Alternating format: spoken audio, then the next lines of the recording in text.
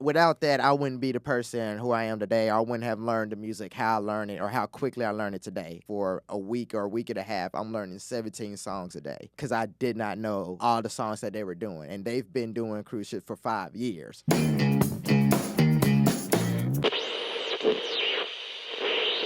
It is I, the Poptimist, and today we have Colin Wells. What's up? Dude, thank you so much for coming on. Dude, Taylor, thank you for having me. Of course. How did you land the Leon Bridges gig? Right into it. I love it. So, where was I? I was on another gig. I can't even remember. It was somewhere downtown, maybe like 1230 Club or maybe Bourbon Street, because that's where I'm playing. I can check my phone. Hell yeah, Bourbon all Street's the time. awesome. Absolutely. So I'm playing there, and then a homie of mine, Emmanuel Ekstrom, he plays trumpet. He plays trumpet for like everybody. He hits me up. He's like, "Hey, I got a guy. He's the MD for Leon. He's gonna hit you up about the Leon gig." I was like, "Okay, great." To play guitar. Yeah, to play guitar. Excuse me, sorry. To play guitar for the gig. I was like, "Okay, cool." And I didn't think much about it because I'm on the gig. So I was like, "All right, great." And I just went back to playing and then singing my songs and whatnot. And then I think the MD reached out to me, Lewis Wright. He hit me up. And then he talked about the idea, and then management hit me up, and they're like, "Hey, we got some shows coming up in June. We might have you for the tour. We're just piecing together things. Can you do a rehearsal or whatnot?" And I was like, "Sure, absolutely." So I get there, and it turns out most of the people that I met, I've already met because they've either came into Nashville and they've seen me at a jam, like Inglewood Lounge or the East Side Jam. They probably seen me there. So I met the bass player, Corbin. He seen me there at the jam. The tour manager, Trey, when he was managing another artist, he came to the jam, and we actually had a conversation. So it was kind of like just reconnecting with a couple of people and just meeting new people. And, yeah, did about 10 days, 11 days of rehearsals. Did one show out in Charleston, South Carolina, private gig. That was cool. We did another one out in Cabo San Lucas, Mexico. Oh, And nice. yeah, Yeah. I'm saying this so casually, like, it's a typical Monday, but it kind of is. But yeah, so we did those shows, and then Leon and the background singers, Dave and the DJ. There's a DJ on the set. There's another horn section. They've been doing their thing now, so they're doing like the introducing of the new album, which he has some new songs that just came out that he's premiering out.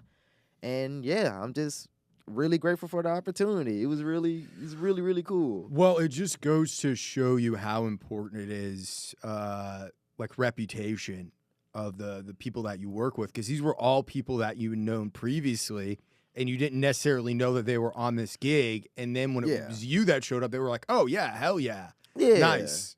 Yeah, absolutely. It was almost like we didn't realize it. It wasn't an immediate thing where we were like, we automatically knew each other. It's just kind of like we started playing and then piecing it's like, it together. Yeah, and it's like, okay, I've heard that. Like, I've heard that tone before, and like, okay, I've heard this certain thing before, and not so much a lick, but just like a movement of the fingers, or just like it's this person. I've heard it. Yes, absolutely. And that's when we kind of connected. I like, oh yeah, you came to this jam with this person and so, and we met because of this, and so. And it's been a great vibe. And even the new people that I met, it's such a great, like, everybody in their own right is just so phenomenal and so nice and so kind. And even the crew, I think I've hung out more with the crew and the techs than anything. Shout out my homie Billy. He's the drum tech. He is my brother to the day I die, man. Like, we already have secret codes and things that we're going to do to make sure, like, we're hanging out. But he's the homie, and then we have phenomenal monitor engineer, Star Pierce, and our front of house guy, Will. Our steel guitar player and keyboard player, Will. It's insane. It's just a great group, man. Well, it's phenomenal. Dude, it's so important when you're playing music, no matter what level you're at, for the vibe to be good. And it's nice to hear that even at a top-level gig like that, everyone's cool. Yeah. it's no egos. Like the other guitar player in the band, Emily Elbert, she's her own artist in her own right, and she's just as phenomenal. Like she's super awesome, but she's so humble and so nice and just so approachable. And I think that's kind of really important in even getting up to those gigs. Because like I said, I met these people before, but I didn't meet them on the basis of thinking like, hey, this is my way in. I just met them because, hey, it's a human being. Let me, And you were cool. Be nice. I mean, I try to be, Yeah. but yeah, Yeah, well, it's like, I think so much of it, it's like sometimes you can go out to the jams in Nashville and you always know the players that are like, what do you do? Oh my God. What is it? Who do you play for? What Yes. gigs are you on? You know what I Yes. mean? And I like, it's cool to like just talk to someone and find out like what their experience is, whatever, Yeah. and get a picture of them, like a mental picture. You know what I'm saying? Like try and figure out who they are, what makes this person tick. Yeah. But sometimes it's like you play with people. Like, dude, there's been jams that I've played at where it's just people who take themselves way too seriously. Talk about it. It's Talk about it. it's rough because it's like you're playing with someone. I was at this jam one time, Pop Attorneys, and it's a really cool jam. Have you been to Pop Attorneys before? I have not. Dude, it's you telling me about it. Hold me to it. I'm gonna go. Hold me to it. Wednesday nights at Pop Attorneys. They have a blues jam, and the band is called Three Bean Soup, and they play a like New Orleans funk blues. Oh, okay. And the owner also joins them for some of his name's Mike Turney. So he's like the barbecue pitmaster of the place as well. Oh, And okay. he's a phenomenal fucking guitar player, dude. He's really good. Oh, I need it. Yeah, Dude, check it out. It's gonna be. It's the real deal. But the thing that I love about that jam is there's pro level players out there. Yeah. But there's also guys, that moved to Nashville 5 years ago and they retired. And they always played guitar, but they had some kind of professional career. They were accountant, whatever. Yeah. And it's like their bowling night going out to that jam. Absolutely. So it is cool. And there's even like the owner's grandson, Mike's grandson, is a great drummer as well. And he's probably in high school. It's a phenomenal jam. I strongly recommend going. The vibes are so good. Absolutely.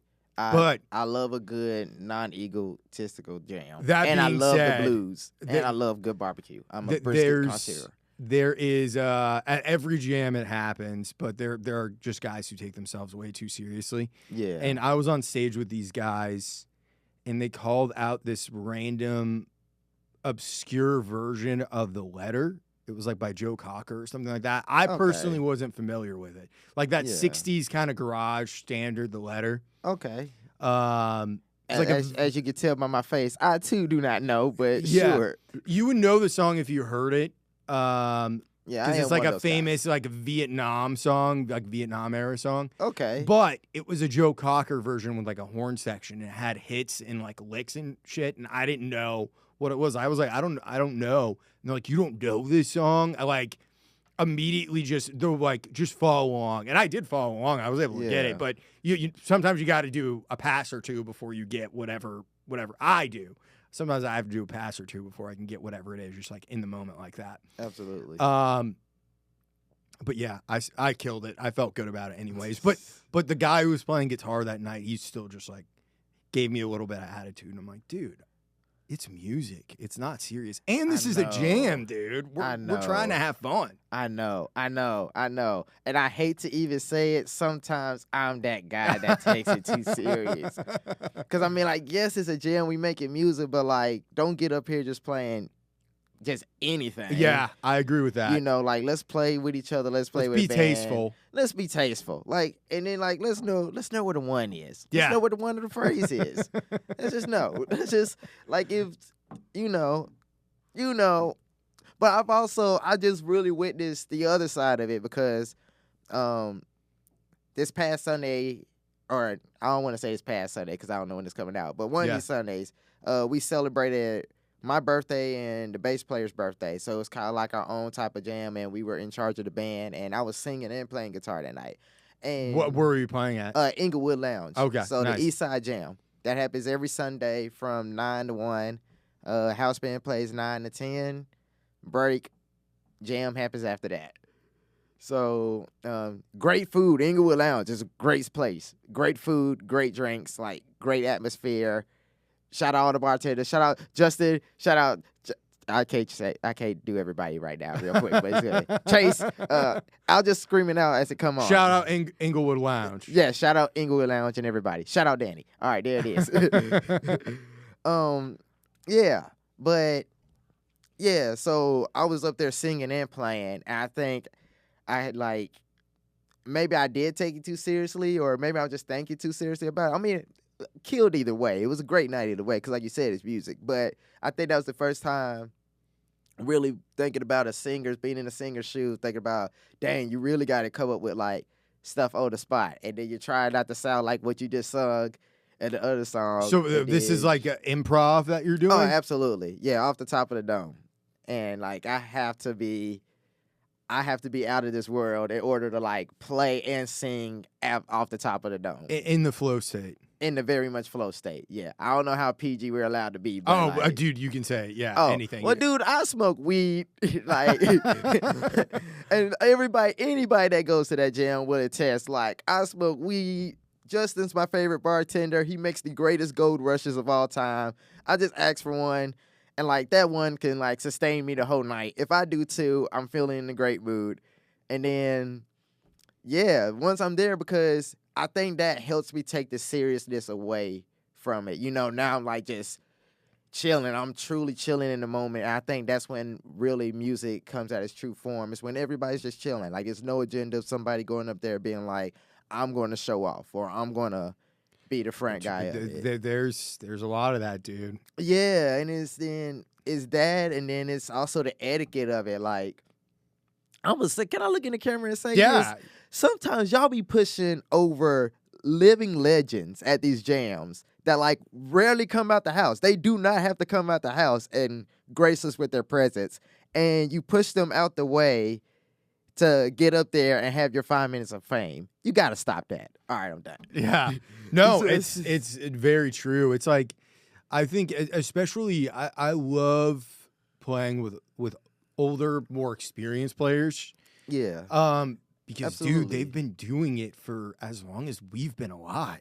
Absolutely. And not even those guys, like even the guys that are our peers, but like been doing music since they were like 14 and like been touring since they were like 14, 16. And like, it just, you know, these are the guys that should really be house banding and getting up there and whatnot. And then, you know, to see, I guess, I don't want to call them kids from Belmont, but you just... Oh, dude. You just I've talked plenty of shit about Belmont kids on this podcast. It's a stereotype. And I've met some really cool kids from Belmont before. Absolutely. They're some great players. Some of my friends are Belmont kids, but even they will say, Belmont kids fucking suck. Yes. Either them or Berklee. Or like the latest of Berklee young kids, because it's almost like... I now have guys come up to me and their first thing they say is like, hey, my name is so-and-so. I went to Berklee. And I don't know if they think like that just gives them extra credibility in my head. I think they do. Well, you got to think of it from the angle of being a young person, like fresh out of college like that. Yeah. Like that. I try and be more empathetic to that right now. Is it fucking annoying sometimes? Yeah. Yes. Absolutely. But because and maybe they don't have anything on their resume yet, so they're trying to lead with something that they feel like is good. But even an older, more experienced player, they're not going to lead with their resume. Yeah, because they're going to lead with a vibe. Because I don't even want to know your resume. I want to know you as a person. Like, exactly. Where you from? What's your background? Yeah, what's your background? Both your parents are okay? Are you okay? Yeah. How's life going for you? You just moved here? Congratulations. You liking it? Well, then we can get into like, what can I help with, what you're doing or whatnot. But once you leave with a resume, especially at the jams, like, everybody knows I just want to go play my train games and talk to my homies and then like play with my homies. So if you leave with a resume, I will lie and find a reason to just like walk out the situation. Yeah. Just because you're so much more than that. Even as a musician, like even with me playing with like Leon Bridges and K Michelle, Tierra K, like I could list all the artists I played for, but who I feel like who I am as a person is much more than that. And that's Absolutely. and like I know as far as me, if I'm hiring a band, I would rather hire a person because I know they're a good person and a good hang, than rather than somebody that has an extensive resume just because they got an extensive resume. Yeah. Well, it's robotic in a way, you know. Yeah. I think someone leading with that because it's, and I feel like music school, like I don't inherently think it's a bad thing. Like, did you go to music school? Oh no, No. But I do not knock people that went to school. Not at all. But I do think that a lot of those programs, you're paying an exorbitant amount of money, so those professors are going to tell you how great they are, how great you are, and how lucky you are to be there, how talented you are. I think good teachers, they don't do that. They'll bust your fucking balls to no end. Because it's like I didn't go to college, I didn't go to music school, but I had really great teachers young that were borderline abusive to me. Yes. So like having something like that, I feel like what was that first gig like with Leon when the house lights went down and the band went on stage? What were you feeling in that moment? Honestly, I was probably thinking about like the 4th or 5th song in the set list. Like when I start playing a show, it really doesn't matter who I'm playing for. Like by the time I'm on stage, I'm mentally already in like song 3.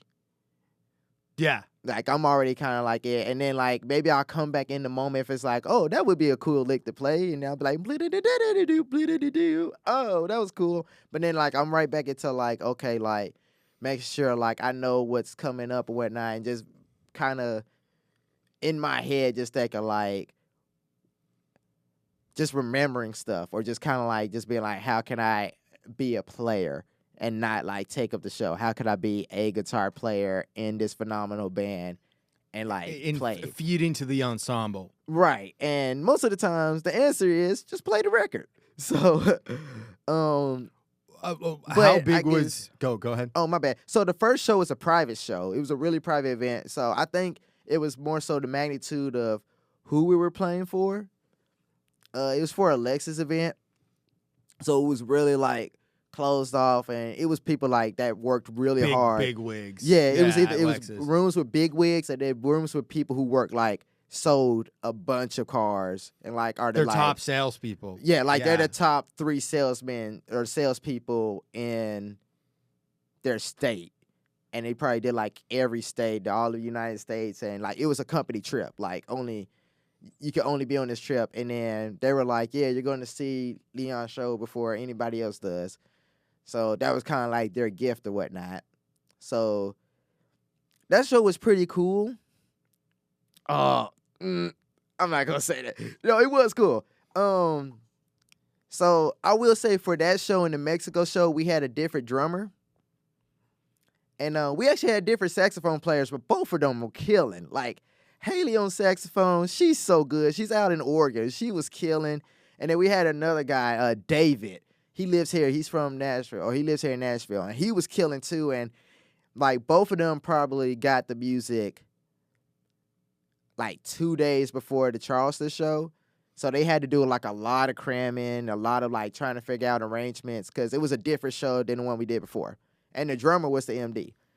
So that show, when it first happened, like it was kind of like, okay, it kind of felt like a corporate gig or whatnot. But Totally. It felt good. It felt like, okay, it was like, okay, this is the first show, this is how it feels, whatnot. And then the second show, which honestly, I'd be counting that as my first show. I tell people like that's the first official like gig that I did with like Leon, or that's the first gig I did.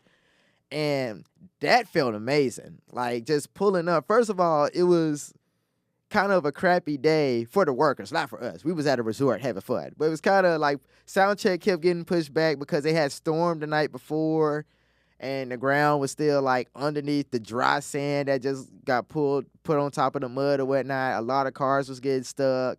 They were trying to fix it, so sound check was just getting pushed back and back. And it was just a bunch of things that like most people would like kind of gripe about or whatnot. And of course, like we didn't have our main MD, so we elected Will Van Horn, who is the keyboard player, and or who is the keyboard player and the steel player for Leon, and made him the acting MD of the day. Really, I just nominated him. I did it as a joke. Like, we were just fooling around. I was like, if you think Will should be the MD today, raise your hand. And everybody was just like, I was like, all right, congratulations.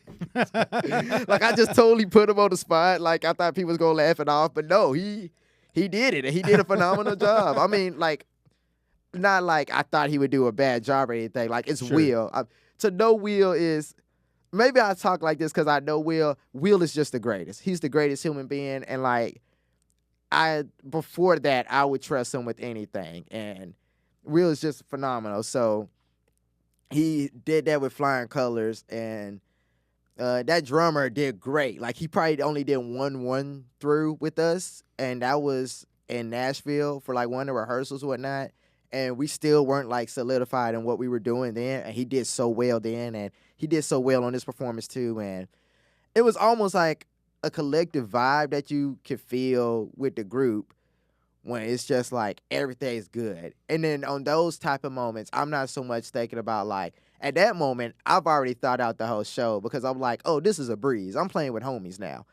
So And you can get into the zone easier. yeah, and it's real easy to get in the zone. And then, like, we even had some technical difficulties because we were renting out all of our stuff pretty much except for, like, our guitars and our pedal boards, which we had to pay to even declare in the country.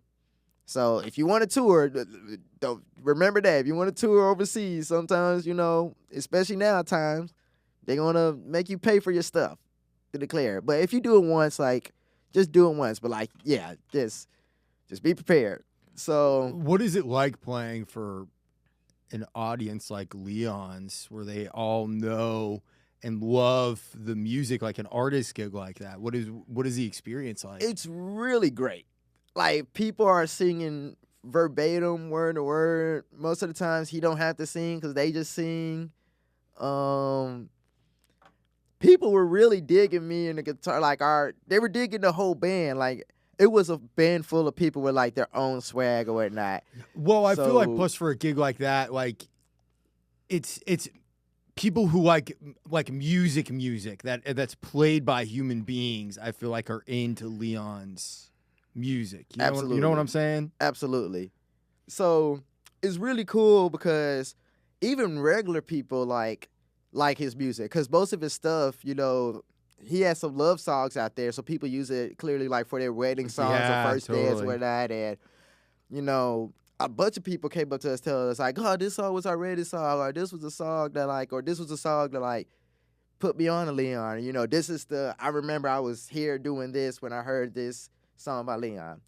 So it really works out, and the people love it, especially in Mexico. They were having a blast. Like, it felt really good to be out there, and it kind of just made all the technical difficulties, like, go away.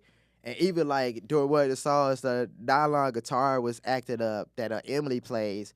So, you know, just to have the confidence to, like, or the camaraderie to be like, you know, get to talk about like, hey, you want me to play that real quick? And she'd be like, yeah, go for it. And then, like, just to have the trust of the band to be like, hey, we got this hiccup, but we can go right back into it. And, you know, and even when I have a hiccup, like, just the trust of, like, Emily, I know if I have a hiccup, Emily could cover guitar until, like, I fix my hiccup real quick, and then we're good to go. It's just Things are such gonna go trust. wrong playing live music. Oh, dude.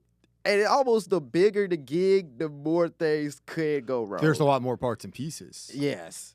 It's a lot more parts and pieces. I've never appreciated a tech more than I've appreciated Kenny and Andrew. Like, Skates and Kenny, they're so great. But the whole group is great. Like, Billy, he takes for, like, the keyboards and pedal steel and whatnot. So does Kenny. He does Emily and Leon's guitars, and Billy does drum stuff, and, you know, Andrew does my guitar stuff and pedalboard stuff, and they're just so professional and so top tier, and, like, they've also been great in, like, even in rehearsals, just listen to those guys jam, and then even listen to them talk about, like, things that are on the record that, you know, they play it, even their suggestions or whatnot. Like Kitty was the one that suggested a fuzz. If Kitty and I had told me about trying out a fuzz pedal, I would have never bought a fuzz pedal in my life. I've always hated fuzz. And now I use fuzz on every like Jimi Hendrix cover I do, or every time I have an octaver. Forgot to mention that on my airlock board. I have a Pog Nano octaver that goes after the D&M drive. All right, there it is. So that pair with my fuzz just makes a crazy sound, which I can only attribute to the gig for doing that, and Mitch for like just tossing me the pedal. So, is there always a song that you look forward to playing with Leon? there is a song I am very much looking forward to playing. It's not out yet. He released some new songs on his new album. I think this song is gonna be on the next wave of songs that he released. And there's a song on there that like, oh man, if I ever had a chance to like arrange the show for Leon or anything like that, like there's one song that I would like. If I put it at the end of the show, we would probably be in that song for like 30 minutes because it's so good. Like his whole new album is just good. Currently, I guess bad news because we got a transition where we come out of one of his songs, Illusion. I think Illusion is out. I think I can say that now. I think Illusion is out. We can double check it before. Yeah. And I'm talking about Willy Wonka's Illusion. If it's not, yeah, I'm about to let me check right now because I hate to be a lie, especially on a podcast. You know? I can edit that part out. Okay. Yes, no, Illusion. Yes, Illusion is out. There's 4 songs out right now that y'all could go listen to. I suggest you should. But we come out of Illusion, and it's like a small little transition part that I don't want to claim I came up with. I mean, I kind of engineered it and I guess kind of told the MD like what my idea was, and they graciously accepted it. Like they definitely could have said no, and I would have been like perfect, but everybody was cool like that. So it just seamlessly goes in from the end of Illusion to the beginning of Bad News, and then that's the song that I can also like solo in. And then like we'll do the song, and then we got like a little guitar feature in there or whatnot. And I mean, I hate soloing, but everybody says I do a good job, so I'm happy about it. I know there's sometimes that like people listen to me and be like, "What the hell was that?" But I think it's only me thinking that at this point. But that's we're a good our own song. worst critics. I am definitely my own worst critic. But that song, "Peaceful Place," has been another good one. Just I love listening to and playing. The whole show is a banger. Ain't Got Nothing on You is a beautiful song. Of course, Texas Sun. I think I like Texas Sun. Dude, I like what is it, Texas Sun, and then the other EP he did, Texas Moon with Khruangbin. Yes. Yeah. Absolutely.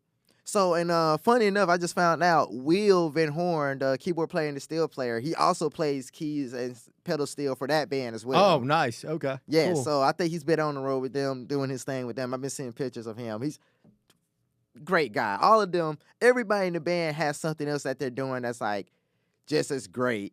And like they all put that aside and come and make this great for Leon. And like it's such a beautiful team, and like even with management and just crew rise, it's like everybody has a goal of just making this music come to life. And you know, when the tour goes, hopefully I'm on the tour, and when the tour starts, like, you know, hopefully we can just expand on it and, you know, get new ideas with the new songs coming out and like everything like that. Because Leon deserves it. He's a great artist, phenomenal guy, and he deserves a show that, like, he's like, when he gets off stage, he's like, fuck yeah, that was awesome. What is your background for playing? You mentioned playing in church. Is that where you got started? So, possibly. So when I was 5, I started playing drums. I was playing drums before then, but I think 5 is when I like, okay, this is what you're supposed to do on a drum set. And even then, you know, I suck, but I'm 5. So I started off playing drums, and then my mom, she went to like Sam's Club when I was 9 on my 9th birthday and got me a first act guitar. It was like $99. And then she went somewhere and got a Hal Leonard DVD booklet. Shout out Hal Leonard. Oh, dude. Yeah. Dude, that DVD booklet is the foundation of just technique for me. It was such foundational. So then I did that, and then eventually I was like, okay, I can like hear the notes or whatnot, play by ear. And then all through that time, maybe from 9 to, and even maybe before then, maybe at 6, like there was times I'll go to my grandma's house with my sister, and my sister, she's older than me, so she knew about MTV. Like She had like cool music. Yeah. like she knew that MTV is gonna play nothing but music videos from 7 a.m. to like maybe 2 p.m. Back 4 when p.m. it still did that. Back when it still did Back that. when Absolutely. it still existed. I don't know if MTV still exists now. Nah, they just got rid of it like maybe a year ago or something like that. That's crazy. But yeah, this was like 2000, maybe 2001, 2002. So from that time all the way up till I was 14, I got into like heavy metal and like rock. So I was watching VH1 Classic. So what were you listening to in that time period? Oh, dude, Rio, or no, not Rio, Dio. Okay. Heavy on Dio. Megadeth was kind of cool. I mean, everybody starts off on Metallica and they're like, "Oh, this is rocking," and then you actually listen to like, what is it? I guess is it Poison? The one that Brett Michaels was in? Poison. Yeah. Them, and then that guitar player was insane. CC DeVille. I think that's who played guitar in okay. in Poison. Yes. Yeah. See, I got excited. Sorry. Yeah. CC. Killer guitar schemes or whatnot, even killer guitar playing. There's a band that made a song like Easy Come, Easy Go, and then Headed for a Heartbreak. I want to say Winger, maybe. Okay.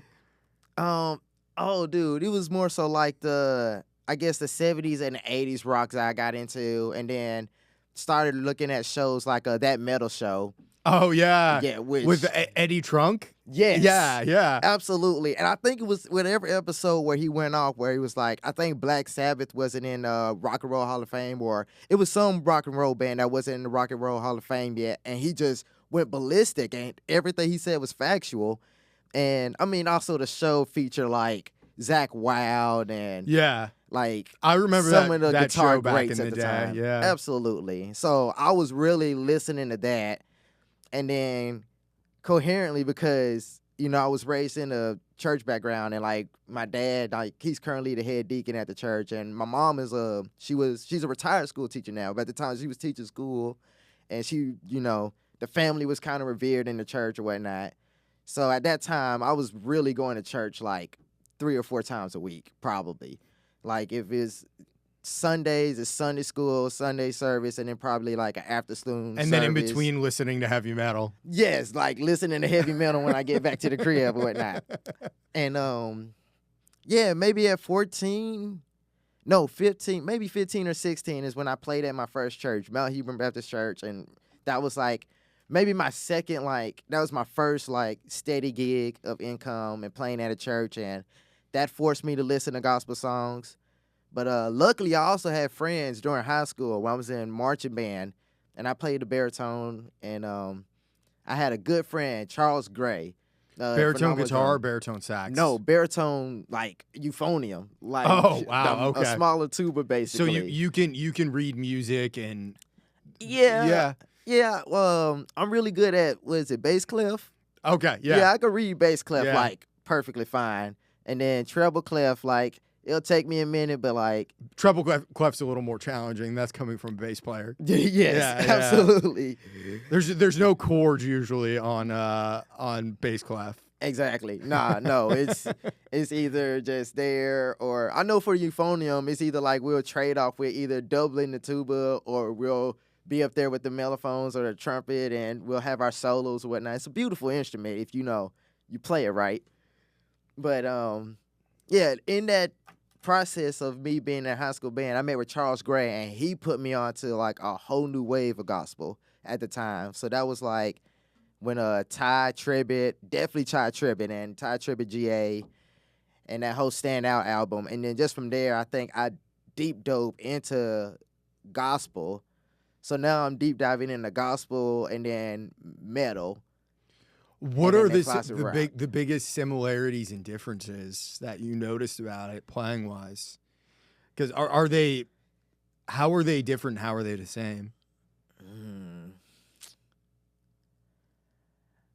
I guess I could say for the ballads, as far as like that's teaching pocket to rhythm guitars. Like rhythm guitar is such a lost art, and Rhythm guitar is how you get paid. rhythm guitar is how you make it's how you pay any bill and every want that you ever want in your life. Like it's such a fundamental art, and it's being lost. And I don't want to say it's being lost. It's coming back, but like I would say, just like I can learn rhythm guitar from gospel quartet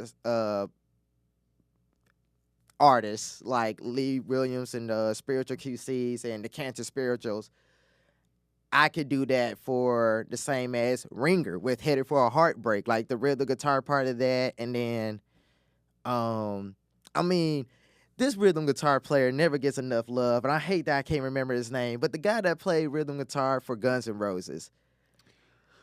Austin, can you look that up for us? Yes, I feel like most rhythm guitarists don't get enough credit, but like he definitely doesn't get enough credit. Like he really held it down, and like no slack to Slash. Like Slash is gonna be Slash to the day all of us die. Yeah. But Izzy.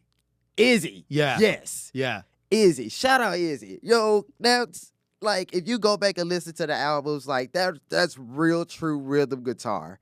And it's truly being played.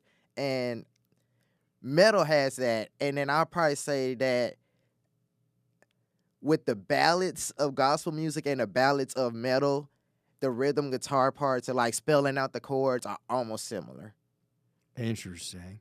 Yeah. It's just just like gospel, you just do it way more. Yeah.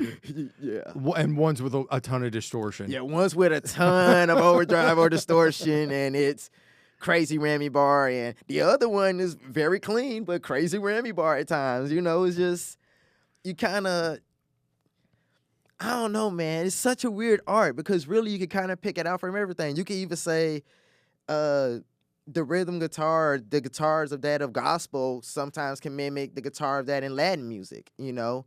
And especially in like some chunks and some changalangas that you can hear that in Latin music as well. I can see that. And then even some metal lines, like the metal guitar lines, you can even compare that to Latin horn lines, which are sick. Like even the melody lines or whatnot, you can sometimes trace it to like some type of Latin horn line that got played or whatnot. Or I would also say classical music for metal. Absolutely. Absolutely. Because all scales and modes and Bach sounding, symphonic sounding stuff. Absolutely. It is. And then I think when that changed for me, I don't know if I could call them a metal band, but Coheed and Cambria. Yes, Cambria. I knew I was going to say that last part wrong. I always say it wrong. I know some guys I was on tour with, they're going to make fun of me if they ever see this. But yeah, like even that rhythm, I mean, you can't even really call it rhythm guitar. It's like both of them are playing lead guitar, and then it's phenomenal vocals. But most of those licks I've played on gospel gigs. Like I lied. Coheed and Cambria licks? Oh, yes, I'm for sure. I lied to my mom to get the CD. I told her that it was a gospel group because I knew that's the only way she's going to let me do it. And this is before I was allowed to use like LimeWire or what it was, the other illegal sites at the time, I guess, whatnot. So at this time, I was literally like buying CDs and I was trying to burn them. And I really wasn't even buying them. I was just taking my sister's CDs of like hip hop songs that she had acquired. Like she had some Aaliyah. She had the Aaliyah album, had some Beyonce albums that had like good grooves in it that I just like to hear for the grooves. And, you know, had like some Bow Wow songs or Lil Romeo songs and whatnot. And then I would burn some of those songs off. And then I got the Coheed and Cambria album. And that's the only album I think I ever had that I just kept the whole album. I never burned a song off of it because from top to bottom, it's just beautiful. It's the Good Apollo Unburdened album. Is that the one with the suffering on it? Yes. Yeah, okay. That's the one with the suffering, the lying secrets, that woman that's in that name, Welcome Home, that everybody knows because of Rock Band. But that whole album is littered with great guitar riffs or whatnot that I literally played on some gospel records and played on some gospel songs and gospel live recordings as far as like an intro or something like that. And people are like, yeah, I like that. I'm like, if you only great. knew. Yeah, great. So glad you do. I mean, of course, I tweaked it somehow or whatnot, but it's like that initial idea came it was from like the influence. Yeah, and it wasn't even like a lick per se that I took verbatim or whatnot. It's just more so that sound, that growl that they both have, and just even the placement of the notes, like how they jump around, like it's all melodic, but it's still in like a riff and a chord progression or whatnot, and then just different chords or whatnot, and yeah, you can't beat it. What's the main kind of guitar that you play? Like, what is your main axe? Man, I have, and you might have to deep dive on it, I have a Fender 66. So that came out in like 2017, 2018, and it was a limited edition, and they only made like a Strat or a Telly or it's like a Strat body. So think of like a Jazz 66 or a Bass 6. Okay. So it's that type of body. Interesting. Yeah. Okay. But it just has a guitar neck on it or whatnot. And I'm about to show you the picture because I kind of customized mine and I love it. It's literally been my workhorse. It's currently about to go to the shop now because it needs a refret bad, but. Oh, interesting. Hell yeah. Yes, sir. And I can give out Is some that pictures. Sonic Blue? Is that Sonic Blue or Daphne Blue? Daphne Blue. Okay. Yes. I love the weirder Fender colors. Oh, dude. I love the weirder Fender shapes. Yeah. Like the Mayora. Mm-hmm. That's a beautiful body shape that I would love to have, but I hate real Strats because the volume knob is so close. I mean, do you knock into it while you're playing? Dude, yes, all the time. And then it's like I'm turning myself down, and then at some point I just get tired of it. And also, I kind of like the simplicity of like one tone, one volume, unless I'm playing like a Gibson, which is another workhorse that I have, a 335. I do that. I play that with Leon for the shows. Nice. So that's pretty good. Just got with PRS, and Rich, to Rich's credit, he's been so good and so gracious at like trying to send me a guitar, but I'm so particular about colors that I'm like, yeah, because I already know it. Like I know what type of tone, and like I love PRS guitars because my first real guitar that I bought myself was a PRS guitar. It was an all white Dave Navarro signature PRS. It was like white with black and gold accents, and played it forever. Started my cruise ship career with that guitar actually. Okay. And yeah, my hands always fell in love with the necks of a PRS. And, you know, he's been doing so well trying to send me stuff or whatnot, but I've just been asking for like stuff out of stock or whatnot. And it's like, I don't want to wait, but if I have to wait, now I kind of came to the point like, okay, I got to wait. But I got two brand new PRS guitars. So one's a NF53. And it's in a dog hair color style. And then I have a semi-hollow body. Well, it's a hollow body. It's a full hollow body. And it's one volume, one tone, three-way switch or whatnot. And that's also in like a dog hair burst. So it's kind of like having two different guitars, but with the same color scheme. And as you can tell, I like black. Black and white is my kind of mood at all times. So... yeah, so they've been real gracious with me and like help me out with the guitars or whatnot. And then even with playing with Leon, I was gracious enough to play with some Gibson acoustics, and they feel amazing as well or whatnot. My personal choice is a Martin. Martins are nice. I mean, I feel like that is the standard for acoustic. I got an SC10 that would like outplay anything. I hate to bring it out. I'll probably bring it out for only 2 artists for real. But if I could backline acoustic, I'd do that before I bring that thing out. Yeah. Sounds so perfect. Because it's near and dear to your heart. You don't want it to get jacked up. And Yeah. to And it. that was my first acoustic that I bought myself. I was Yeah. hella anti-acoustic, and then I would always just borrow friends' acoustics. Like, I have a great artist, Willie Shaw. Shout out Willie Shaw. Used to write for Maroon 5. He has his own stuff out now. It's phenomenal. That's actually his Gibson. His 335 I took out is actually his. And he now has it back and whatnot. But he let me have that guitar for like 5 years and was able to bring that guitar back to life. So shout out him. And then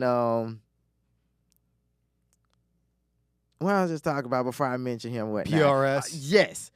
Acoustics. He has like a Martin acoustics as well. So I was just borrowing his acoustic for a long time. And then I was like, okay, I started playing for Tierra Kennedy, and I was like, okay, I really got to like buy an acoustic that I'm comfortable with or that I love. And I went to Shiloh Music, of all places. Shiloh Music, one of the greatest guitar shops in my eyes here in Nashville, or in Tennessee, in Mount Juliet.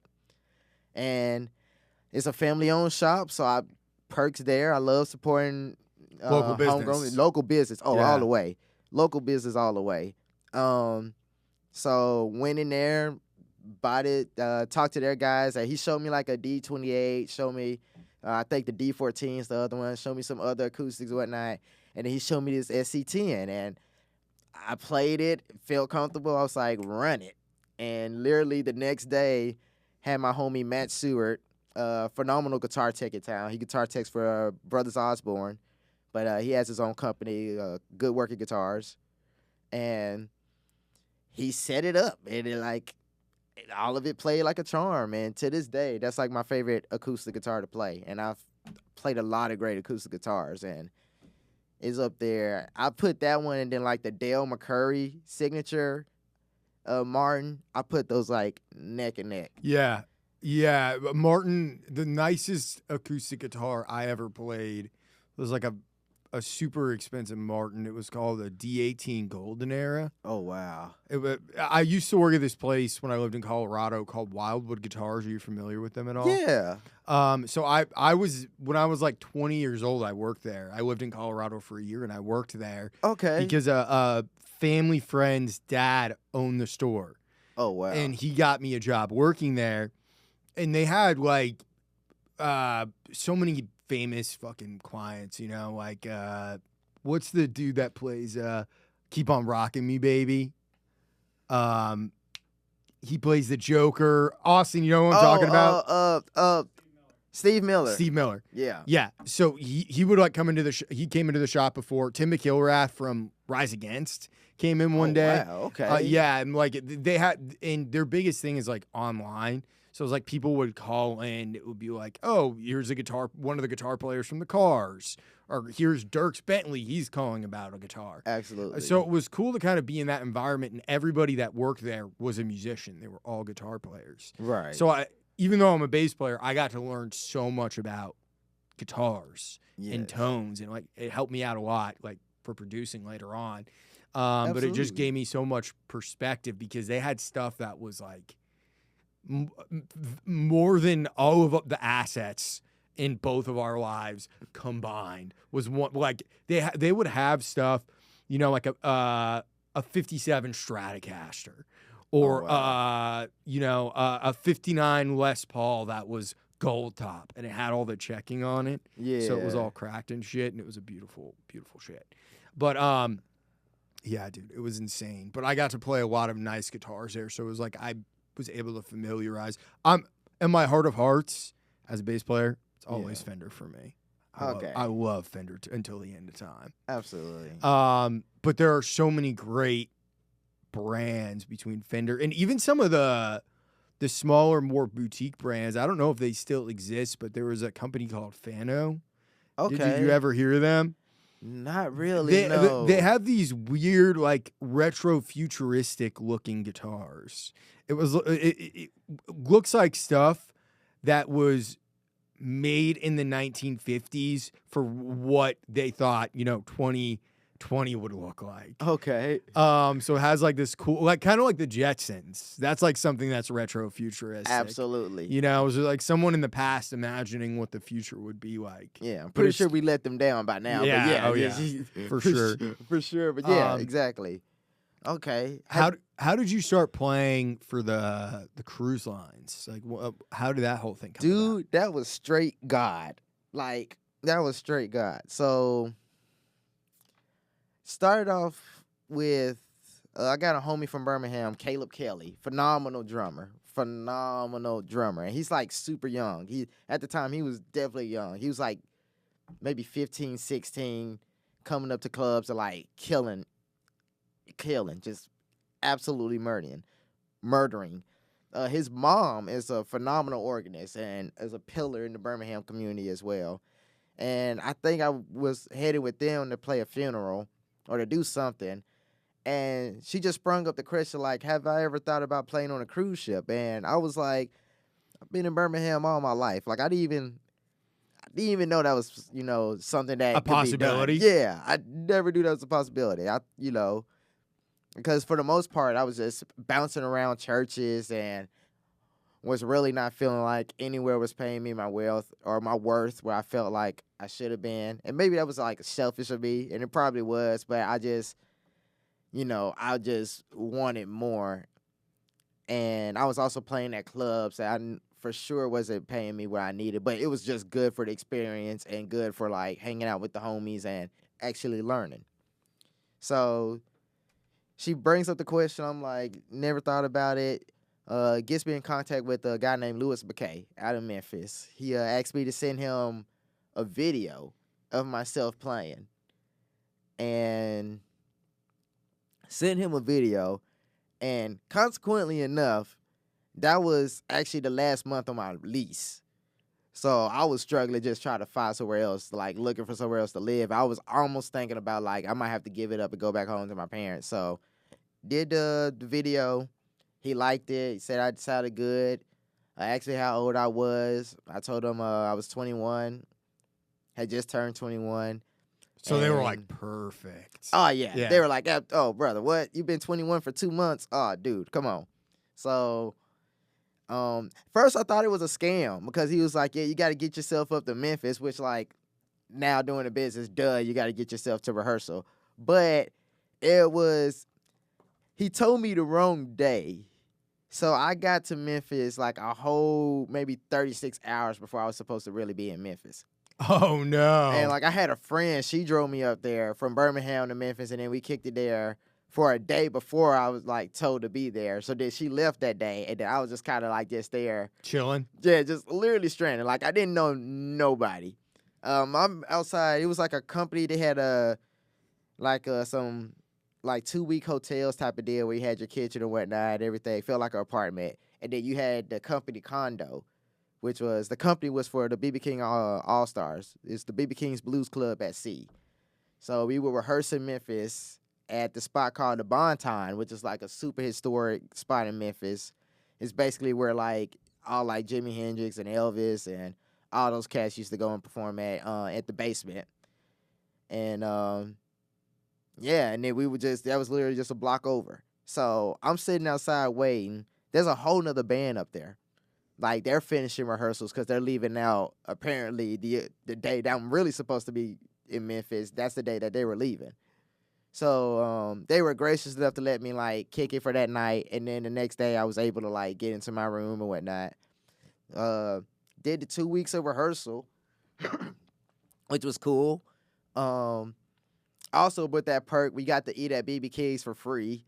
Oh, nice. Hell yeah. Yeah, so, like, going to see the All-Stars play on Beale Street was literally life-changing. And getting some barbecue, I imagine. Oh, yeah, absolutely. Yeah. Like, some of the best barbecue on that street. I mean, depending on who you ask. It's all but at that time, for me, yes, it was nothing better than them, except for, like, Full Moon. As a little 21-year-old, you're like, hell yeah. Oh, yeah. Yeah. I was like, this is kind of life. And then I think the first night we went as a band, we saw the All-Stars play, like the actual All-Stars. So that was like Jerome Chisholm, Les on drums, rest in peace. Andre on organ, Doc Samba on bass, and the one and only Harold Smith on guitar. That's who, like, when people ask me who are my influences, I always say J.D. Lewis, who was the guitar player at my home church back in Bessemer, Alabama. J.D. Lewis influenced me a lot, and Harold Smith, who plays with the All-Star Band in Memphis. And the way that man plays, he sounds like he's been through 17 divorces, 8 foreclosures, and just died twice. And just now, this is his final form. It's just to play blues for the rest of his life. That's his hell. But he kills it, and he's been such an influence on my life, and he really influenced me during my cruise ship, because my first contract, I mean, everybody's first contract, they'll tell you, like, if you're going out with everybody that's been their first time, it's probably going to be crap. You're just not going to feel like crap at the time because you don't really know what's going on or how things are supposed to be ran. So you're kind of like, that's like, it's your first newbie experience or whatnot. So it wasn't a bad contract. It wasn't bad at all. Maybe. But it's a rookie season, basically. It is a rookie. How long does the first contract last for? We did 4 months. So it's a 4 months contract most of the time for a full-length contract. So that first contract, I did 4 months, and after rehearsals, we flew to Vancouver. And then the next day, we boarded the ship in Vancouver, and we did like 2 weeks of going from Vancouver to Alaska. Oh, dude. Oh, I can't beat it, bro. Like, Skagway, Alaska is by far my favorite spot. Shout out the right pass of the Yukon Route Railway. By far, like, my favorite spot of all time. And then, like, went to Juneau, or Juneau, however you say it. Juneau. Yeah. I pronounce all these places wrong, so forgive me if I do it. Skagway, I know I got right. And then at Ketchikan, we just did that run. And then after that, we sailed down the Pacific, so we hit like Seattle and San Francisco and places like that. Went through the Panama Canal, came out through like the Mexican Riviera, then went around, I guess, the bottom of Mexico, and then ended up in the Gulf, and then here we are. What is the top of it? I don't know. What is the average day like for a cruise ship musician? Oh, so with us being with BB Kings, we were guest entertainers. And that's more advantageous, right? Yeah. As opposed to being employed by Holland, as opposed to being employed by the cruise line itself. And being in like the show band. Yes. Yeah. Yeah, it was night and day difference. So if the show bands, they basically had to be like in business casual attire at all times, had to wear a name tag or whatnot. And so did the other performers on the ship or whatnot. Hired by Holland had to like wear a name tag or whatnot, had to be in business attire. For the boat drills, they have to like do the boat drills or whatnot. And then on certain days that you dock, they would have to do import manning, which basically means you can't get off the ship that day because there has to be enough people on the ship to help evacuate the ship if something happens to the ship at port or whatnot. I ain't had to do none of that. A typical day, it depends. If I wasn't an MD, it depends. If I would literally sleep. All day? Pretty much, yeah. So, what were your living quarters like? It kind of depends on where you were, and that kind of depends on the situation as well. So, I guess I'll judge this now for my best experience. I'll give you an instance from my best experience and worst experience. So, my best experience was when I was an MD, and it's kind of like my last contract I was peeking out. My living situation was UP007, which is like on the 4th floor. So I'm on the same floor as the guests, except my room is like, it's an inner room, but there's no other room beside it, and there's no other room across. Okay. So it's like a huge gate. Like, it's like literally like where 2 rooms could be at on each side is my room, and then there's no room across. And then it's like rooms that fall in or whatnot. So I was basically hosting parties every other night. Like, if you with other musicians or the guests on the boat? I'm never going back to the cruise ship now. With guests on the boat. Because you're not supposed to do that, You're not supposed to Friday nights with the guests. Yeah. Whatever. But I mean, if you're a cruise ship musician, and yeah, I get you. I mean, but that's Fill what they're in the like. blank. Yeah, and they're like, best with the coworkers. It's like, okay, we will do that too. But I mean, it was even like with the coworkers. Like I had people come. I was cool with. I kind of prior after that first contract, I was lucky enough to do a fill-in contract for 2 months with like some guys and women who really knew what the fuck they were doing. So, and they didn't play no shit and they didn't take no shit either. So I had to pick up real quick and learn. And that was without that, I wouldn't be the person who I am today. I wouldn't have learned the music how I learned it or how quickly I learned it today. Because it was literally like for a week or a week and a half, I'm learning 17 songs a day. Damn. Because I did not know all the songs that they were doing. And they've been doing cruise ships for 5 years. Not even contracts, just Did years. did they show you any grace, or were they on your ass? No, the MD at the time, Wesley Winfrey, because it was kind of a situation where he just got put as the MD. Like, he was just made MD, which, phenomenal decision. He was a great MD. He showed empathy, not so much grace. Like, when I boarded the ship, I remember, like, when I boarded the ship, because it was like a whole fiasco situation. So when I boarded the ship, he handed me the set list for that night. He was like, and they sent me the set list, like, the day before, but I was like, Traveling. yeah. So I was like, literally, like, they called me 2 days before they sent the set list in a text message. And then that day I was already traveling and packing. And then I traveled some more the next day. So I really didn't put my ears on it. So when he showed it to me, I was like, yeah, I probably know like 4 of these songs. He was like, oh, well, this is the set list for the night. So did that, kind of bombed. It happens. Yeah, I mean, I didn't like suck, but it's like they played to a certain standard that I just had not even witnessed in action for real. How for real. so? Explain that. Man, so they were true to the record, but they also, like, it was fun. Like, they knew how to have fun with the songs and whatnot. And they had dance moves and everything. Like, they were truly performing. And just the record, like, to the point where, like, the drummer knows, like, yeah, that's not the guitar part. Oh, okay. And then, like, yeah. I think the whole band is like that. Yeah, so because the whole band is like that. How many gigs they're doing gigs every night? So you play. It's such a snitch gig. You play every night. We would play 2 hours and 45 minutes, but they would be broken up into 3 45-minute sets. So you'll play one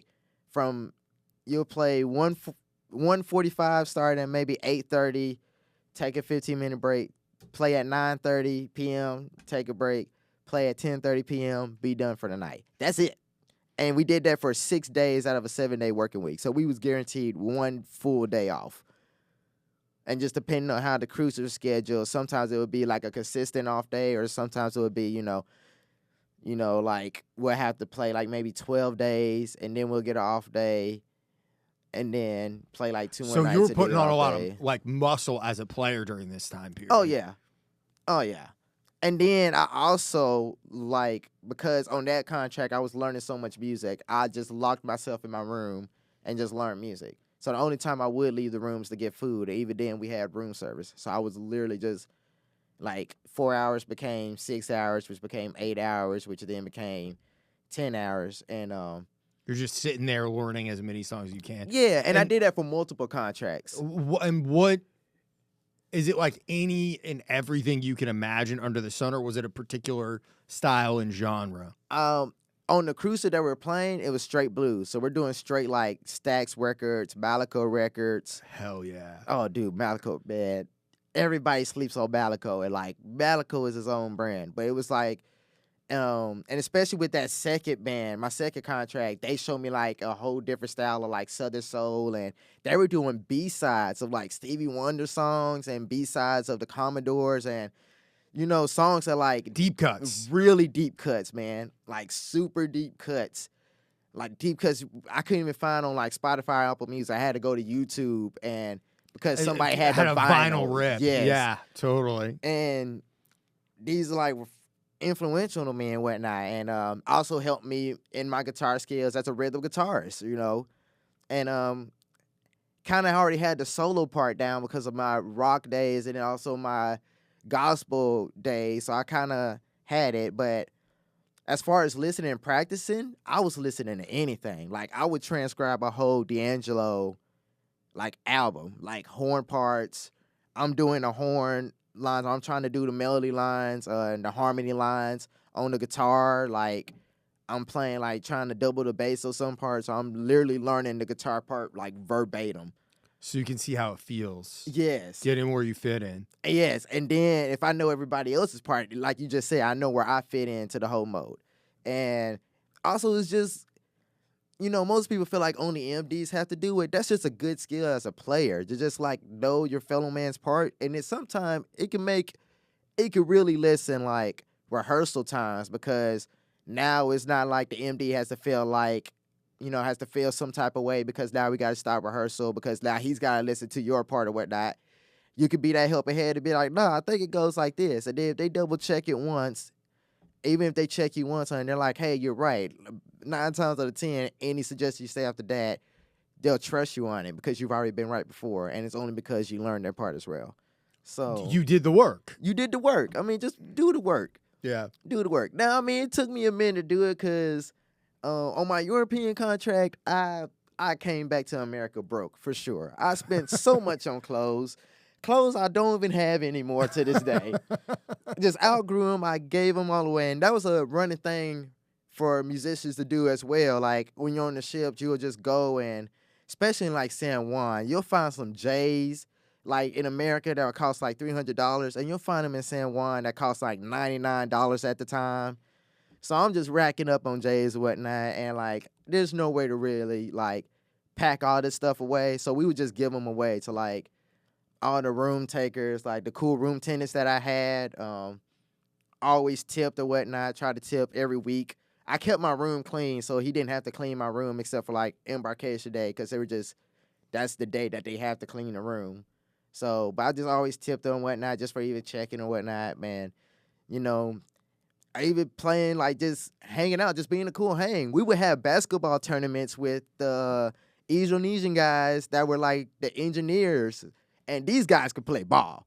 Like, these, I mean, these engineers, man, I'm pretty sure, like, if they quit working on the cruise ship, and, like, if an NBA scouts came and just came upstairs at, like, 2 o'clock in the morning and saw us playing each other, those guys would be in the NBA for sure. These guys do ball, and even the smaller guys, like, all the sports they took seriously. Like, soccer, they took very seriously, but it was all, like, good hang and good fun. And then you see the guy, now you're walking around, you need some food. You see the guy you just played basketball with last night, serving you food. So now he's saying wait to the guests, and he's getting you the freshest stuff. Like, I remember there was one contract we had. Well, there's a couple of contracts, but there's some guys here in Nashville that play on the cruise ship that can attest to it. We had our own drinks. We had our own burgers. Like, we had the BB King special. I had my own burger called the Sea Burger Deluxe. Like, we all just had our own thing just because we were a good hang with everybody. And, you know, well, there's a camaraderie there, I feel like, when you guys are all on this ship together out in the middle of the ocean. Well, it could also be a hierarchy, and it can really turn into, like, Game of Thrones real quick. How so? So there's mafias.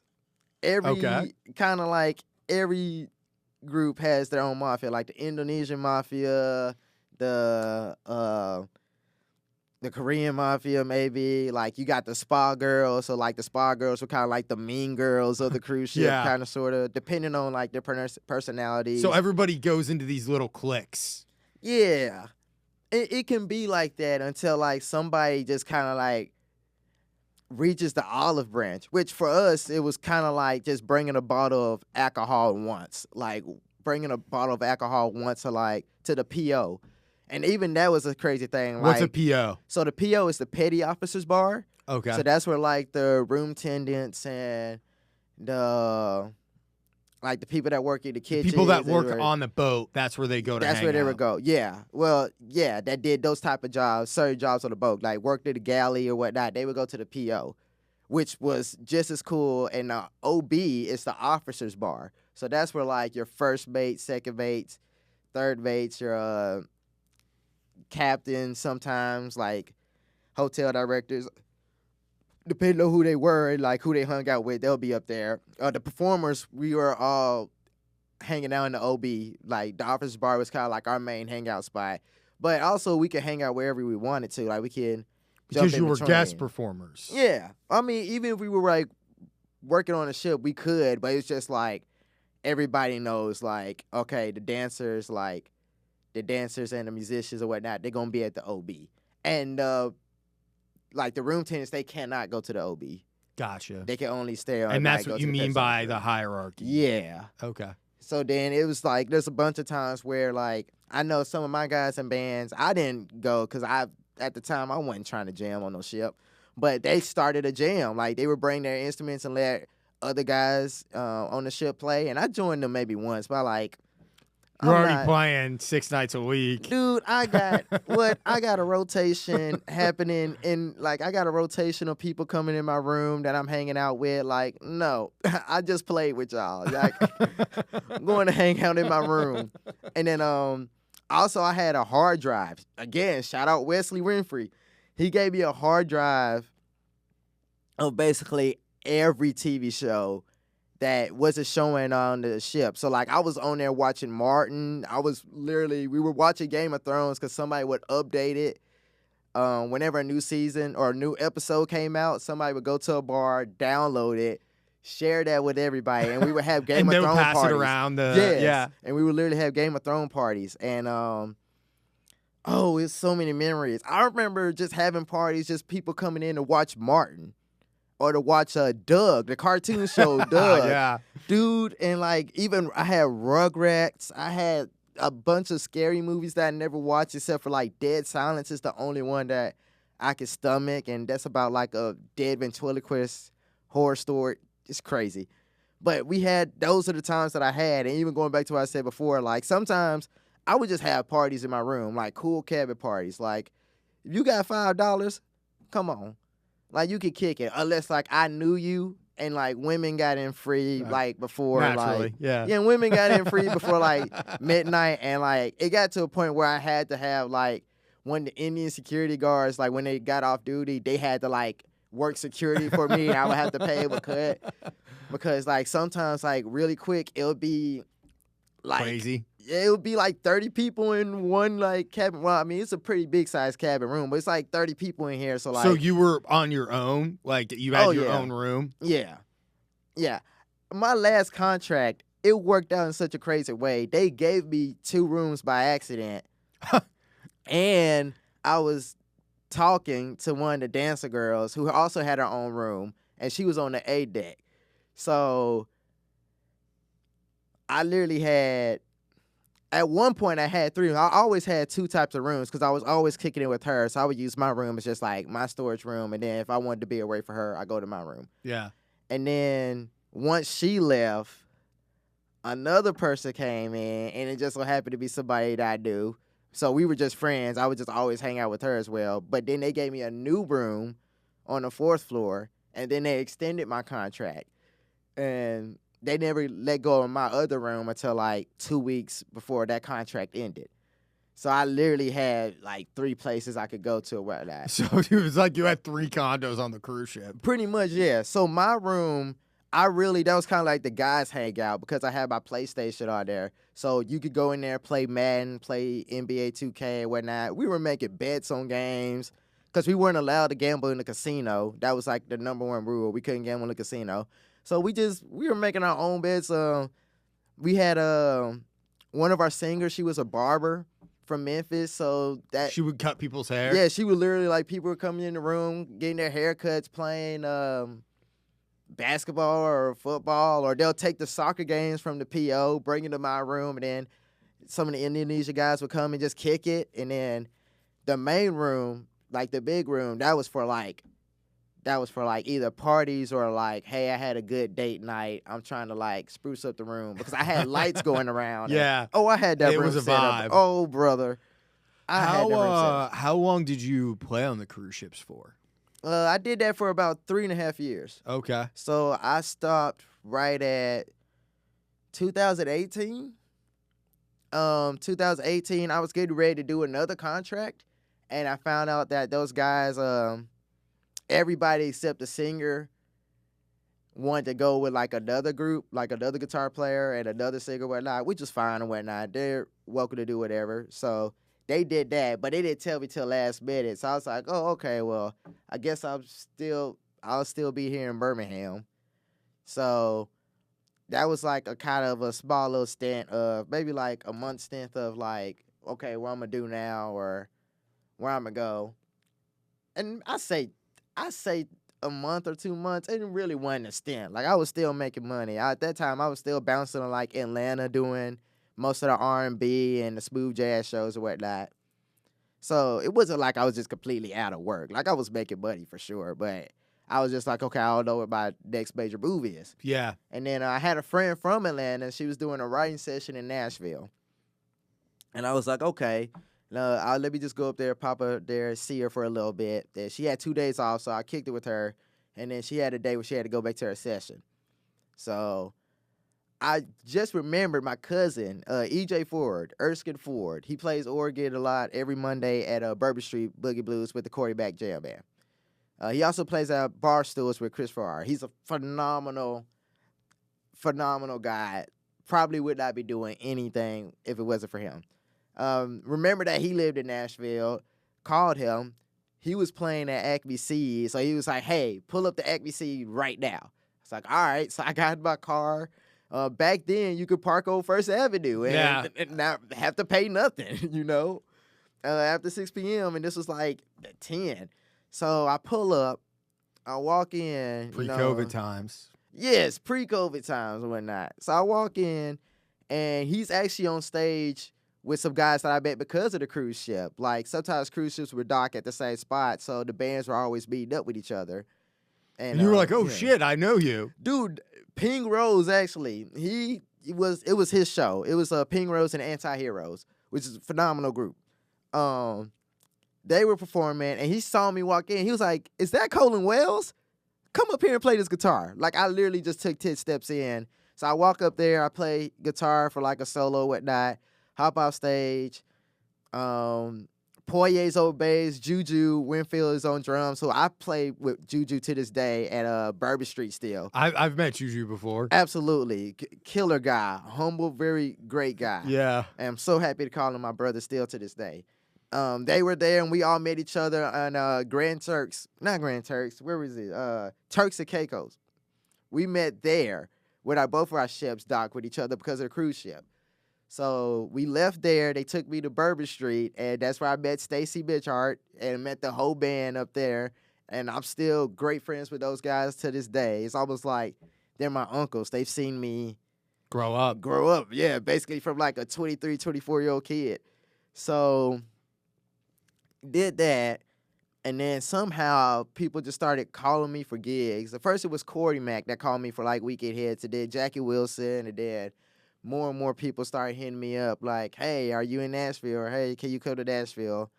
And then I did one gig here in Nashville where I think everything after that just kind of took off with a woman named Tani. She probably goes by Red now, but I did a gig with her because I guess they fired their guitar player or he had flaked out of rehearsal or something like that. And I was bringing a keyboard player from Decatur, Alabama, because we had just played a festival hit with Lamont Landers that day or the day before. So I was breaking him up from Decatur, and then we got to rehearsal, and then they gave me the gig, and I basically learned the songs on the spot and had like 2 more rehearsals. And then I did that gig at Analog, and I think after that gig is when everybody just kind of started calling me. And then it started becoming like, okay, it went from me being in Birmingham for like 5 days and Nashville for 2 days. So now I'm in Birmingham for 2 days and I'm in Nashville for like 5. So 2019, November, made the official jump. I was like, I'm going to keep on bouncing back and forth for a year, just keep on from 2018. 2019, made the official leap, and I moved up here, whatnot. And as we all know, 2020 hit. Oh, yeah. And then I don't think COVID hit. No, it hit the end of 2020. Well, it started in March is when they announced like the shutdown, but it took places a long time, like a place like Tennessee, Yeah. a little bit longer to shut down Right. because people were hesitant at first. Okay, bet. So, because I remember, so my car got broke into like right before COVID. First, it was my car got broken into, and like they stole a bunch of music. They stole like my hard drives with some music, some laptops, my passport. Yeah. They stole a lot of stuff because I was still bouncing back and forth. So they stole a good bit of stuff before I like officially moved here. And then BB King's, I think COVID happened, and then BB King's got blown up, along with First Avenue. At the end of 2020. It was Christmas of 2020. Yes. Christmas Day. Christmas Day of 2020. So that happened, and the band I was just playing with, we were just getting started. We had just got on there like 3 days a week. So we were basically playing there for 1 day a week for like maybe 3 weeks, and then they put us on 2 nights a week, and we had just got off for like a special brunch set that they put us on. Like, we were about to be there 3 or 4 nights a week, and we were really looking forward to it, and then that happened. And then... Yeah, and we should explain just for people listening what it was. Like, on Christmas Day in 2020, there was a guy who took an RV and parked it down on 2nd Avenue Yes. in Nashville. And there was like a BB King's and Hooters and a bunch of other places that were there. Oh, the Hooters. Yeah, Hooters. All of that got blown up, basically. Yes. Because my buddy, he was living in an apartment with his girlfriend around there. And, yeah, it was just like a guy who's obviously mentally ill. He played, I guess, before he blew it up, he played that song Downtown. You know that oldie song? Downtown, where all the lights shine. He played that on a loudspeaker and played an announcement saying he was going to blow it up. Right. And he did it because he said something about 5G in the election, some bullshit. You know, he was just a crazy person. Yeah, because he was trying to mess up the AT&T building. AT&T building, yeah. But he played a message letting people know to like get away. Absolutely. He didn't want to hurt anyone. I will say that. He didn't. Yeah, probably just himself. But just himself. Yeah, he killed himself. Yeah, doing but it. I mean, killed himself. But like the businesses are like not even so much the business owner. Still, like, there's still stuff closed down. Absolutely. Like bombed out. If you go deep enough down 2nd Avenue. Yeah. Down that street, like because they fixed it up kind of now, and it's like it's bustling as much as the rest of downtown is. Absolutely. But if you go like 1 or 2 blocks away, you'll see it looks like England during World War II. Yeah, it really looks. It does. It looks like a war zone, and it's more so like the employees, like so many employees. A lot of people were out of work. Was out of work, and it's like, you know, they just had it shut down. They had that whole street closed off forever for years. Yeah, absolutely. And it was always talks of like, oh, we're going to do this with it, or we're going to do that with it, and it was like nothing was being done, and you know, it took them 2 or 3 years to start like opening stuff back up. And then before that, before I even moved up here, I heard there was like a major flood that happened. So most of it back was already, in 2010. Yeah, so most of it was flooded out already. So yeah, that whole scenario was crazy. So like that on top of COVID and whatnot, then I had just moved up here. I moved up here for a specific gig, and that got canceled. And you know, graciously, I had homies that allowed me to like kind of crash here or whatnot, and then found some odd jobs or whatnot, and then even I went back to the railroad, worked for a railroad company, the Alabama Tennessee River Railway, for like a little bit, and then somehow I forgot when, but they opened it up like 20%, and it was only restaurants. And luckily for me, I was doing gigs at Mellow Mushroom. So because that was a restaurant, I was still able to like play Thursdays and Sundays with a band. So my schedule for a good bit looked like Monday I'll drive to Birmingham, or Monday I'll be in Birmingham, work a train probably from like Gadsden to Birmingham, and just work some yards there. It wouldn't take long because at the time it was COVID. So what was your job? What did you do? Some days I was a conductor. Some days I was an engineer. If I was a conductor, I literally just drove around in the truck, and I would meet the engineer at certain parts to help switch out tracks. But for the most part, during that time, because it was COVID, it was like they went from working like trains that would be up to like maybe 50 cars. So now trains are like 15 cars long, if that long. And by the time you get to Birmingham, you done already did most of the work. And once you get the Bulls Yard, which is the CSX yard in Birmingham, once you get there, like you kind of just pretty much done for the day or whatnot. So you can take your train back to the small shop, we call it like a shop yard back in Birmingham, and just sit it there in Avondale and then be on your way. So I would do that Monday and Wednesday. Wednesday, I'll probably take the train from Birmingham to like Gunnersville, which is like a shipping port there, which we take some real commodities over there, like steel stuff and beams and paper products and all that stuff, wood chips. So we'll take that there. I come back to Birmingham, and then I would drive from Birmingham to Nashville Wednesday night. Normally the Flamingo Jam is happening, so I would go over to Juju's house, kick it there for a little bit, go to the jam with everybody, play with the jam, try to get my name out there more. And then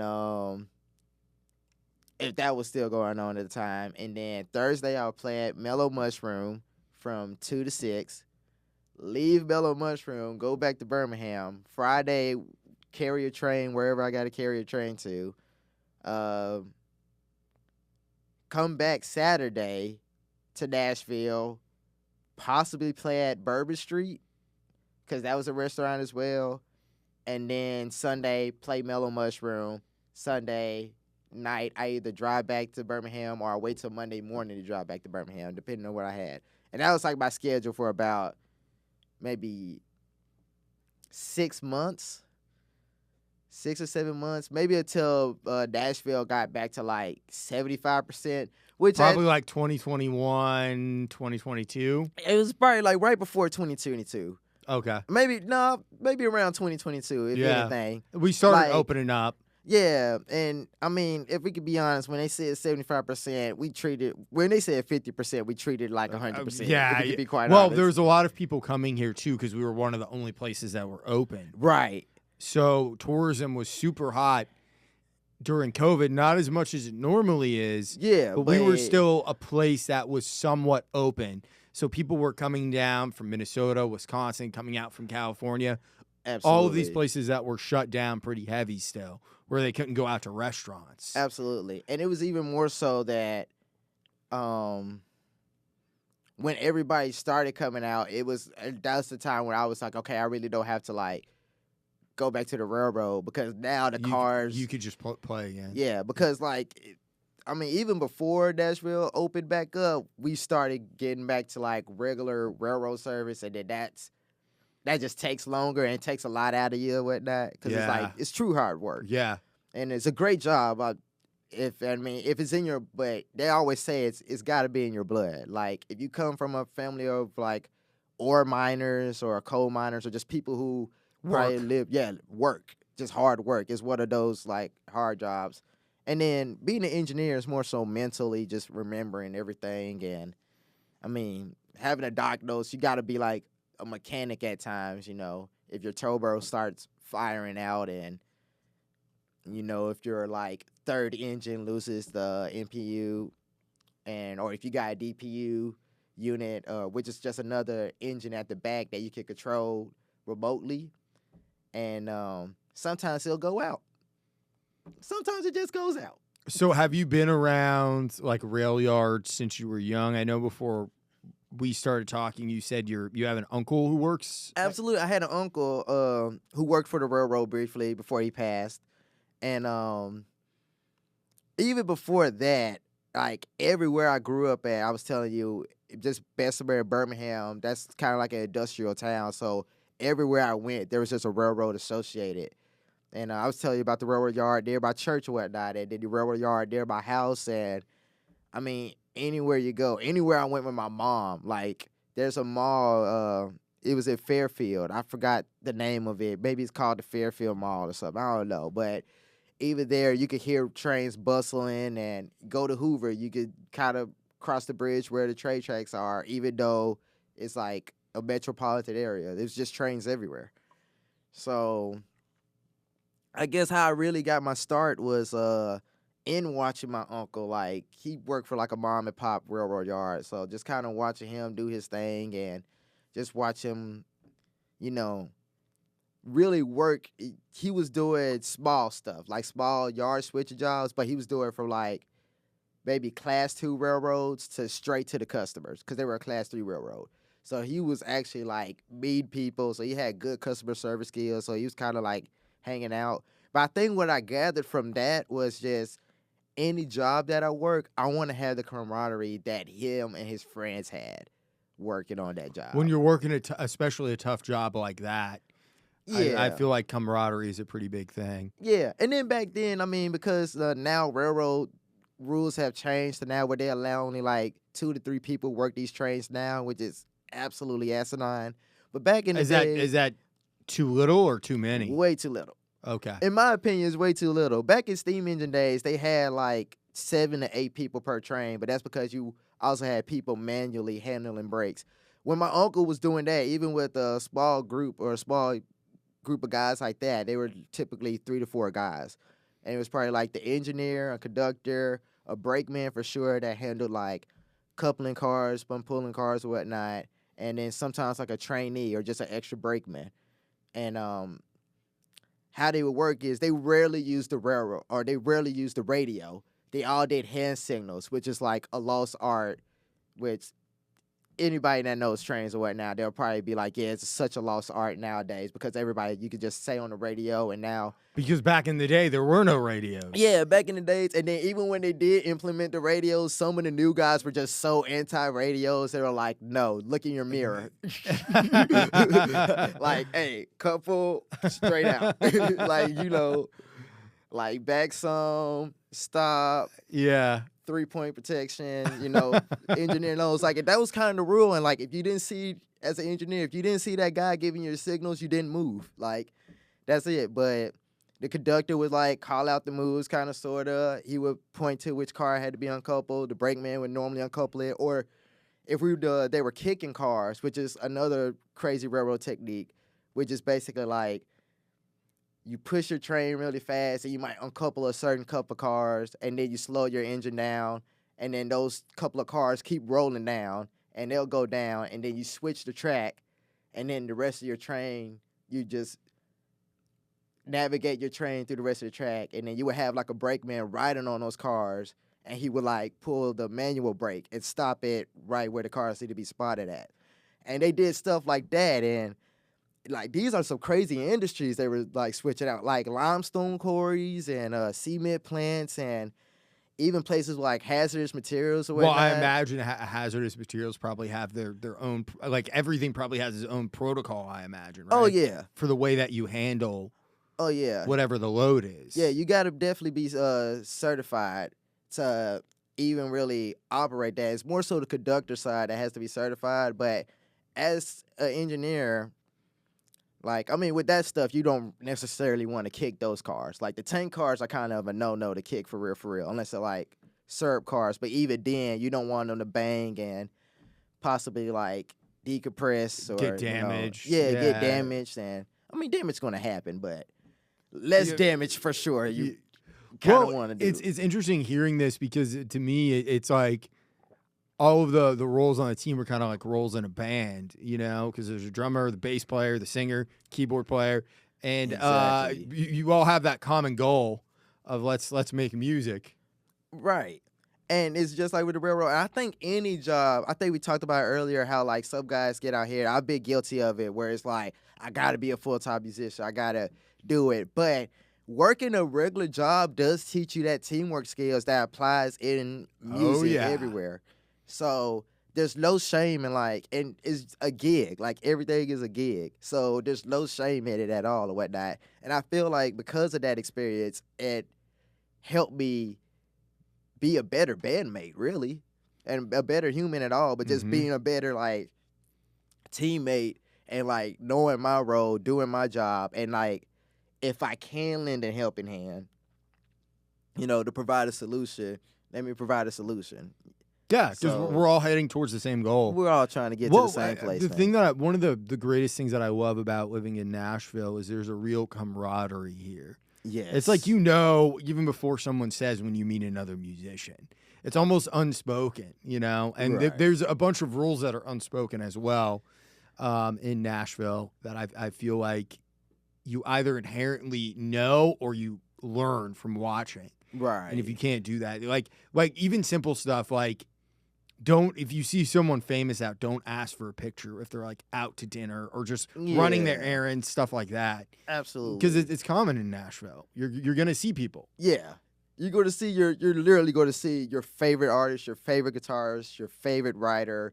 You're going to, especially even in LA or in New York. I mean, maybe not in New York because there's so many people, but like if you run into those people, but especially here in Nashville, like most people are somebody's here. So I remember we were doing a jam and Michael McDonald came in. Shit. Yeah, he literally came into Inglewood Lounge at the jam, man.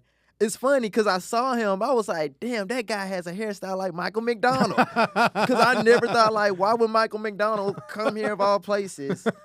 And then we played the jam and whatnot. And then, like, some people asked for pictures. And he was pretty cool. And then it got to a point where, like, one guy asked for a picture. And he was like, all right, but this is the last picture, whatnot. And I didn't even go over there, like, try to introduce myself. I did walk by him to, like, throw a cup away.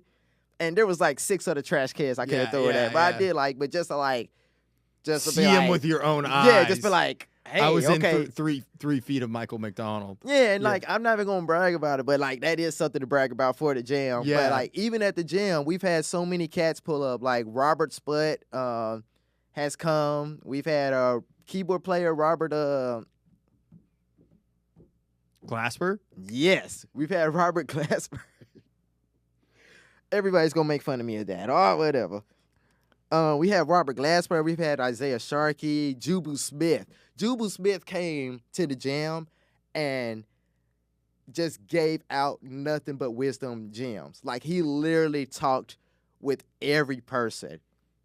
Like he shared so much. And these guys don't have to do it. Oh, they don't have to do it. And like I think that's what I was talking about earlier with jam etiquette. Like, people just, like, so excited to, like, play. Like, yeah, you're so excited to get up there and play, and you get up there and play, and you're missing out on lifelong lessons out here in the parking lot because you just want to show off or you try to push him out the way.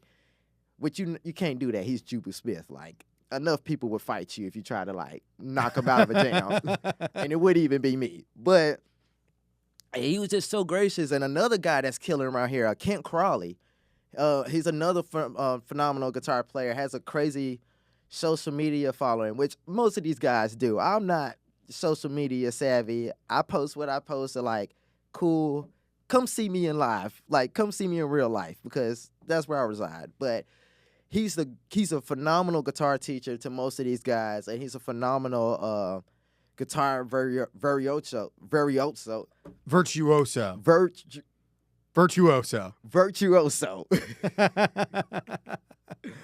I hit the pipe maybe. Dude, I fuck up words all the time doing this. Dude, yeah, I need to read more books. That's exactly what it is.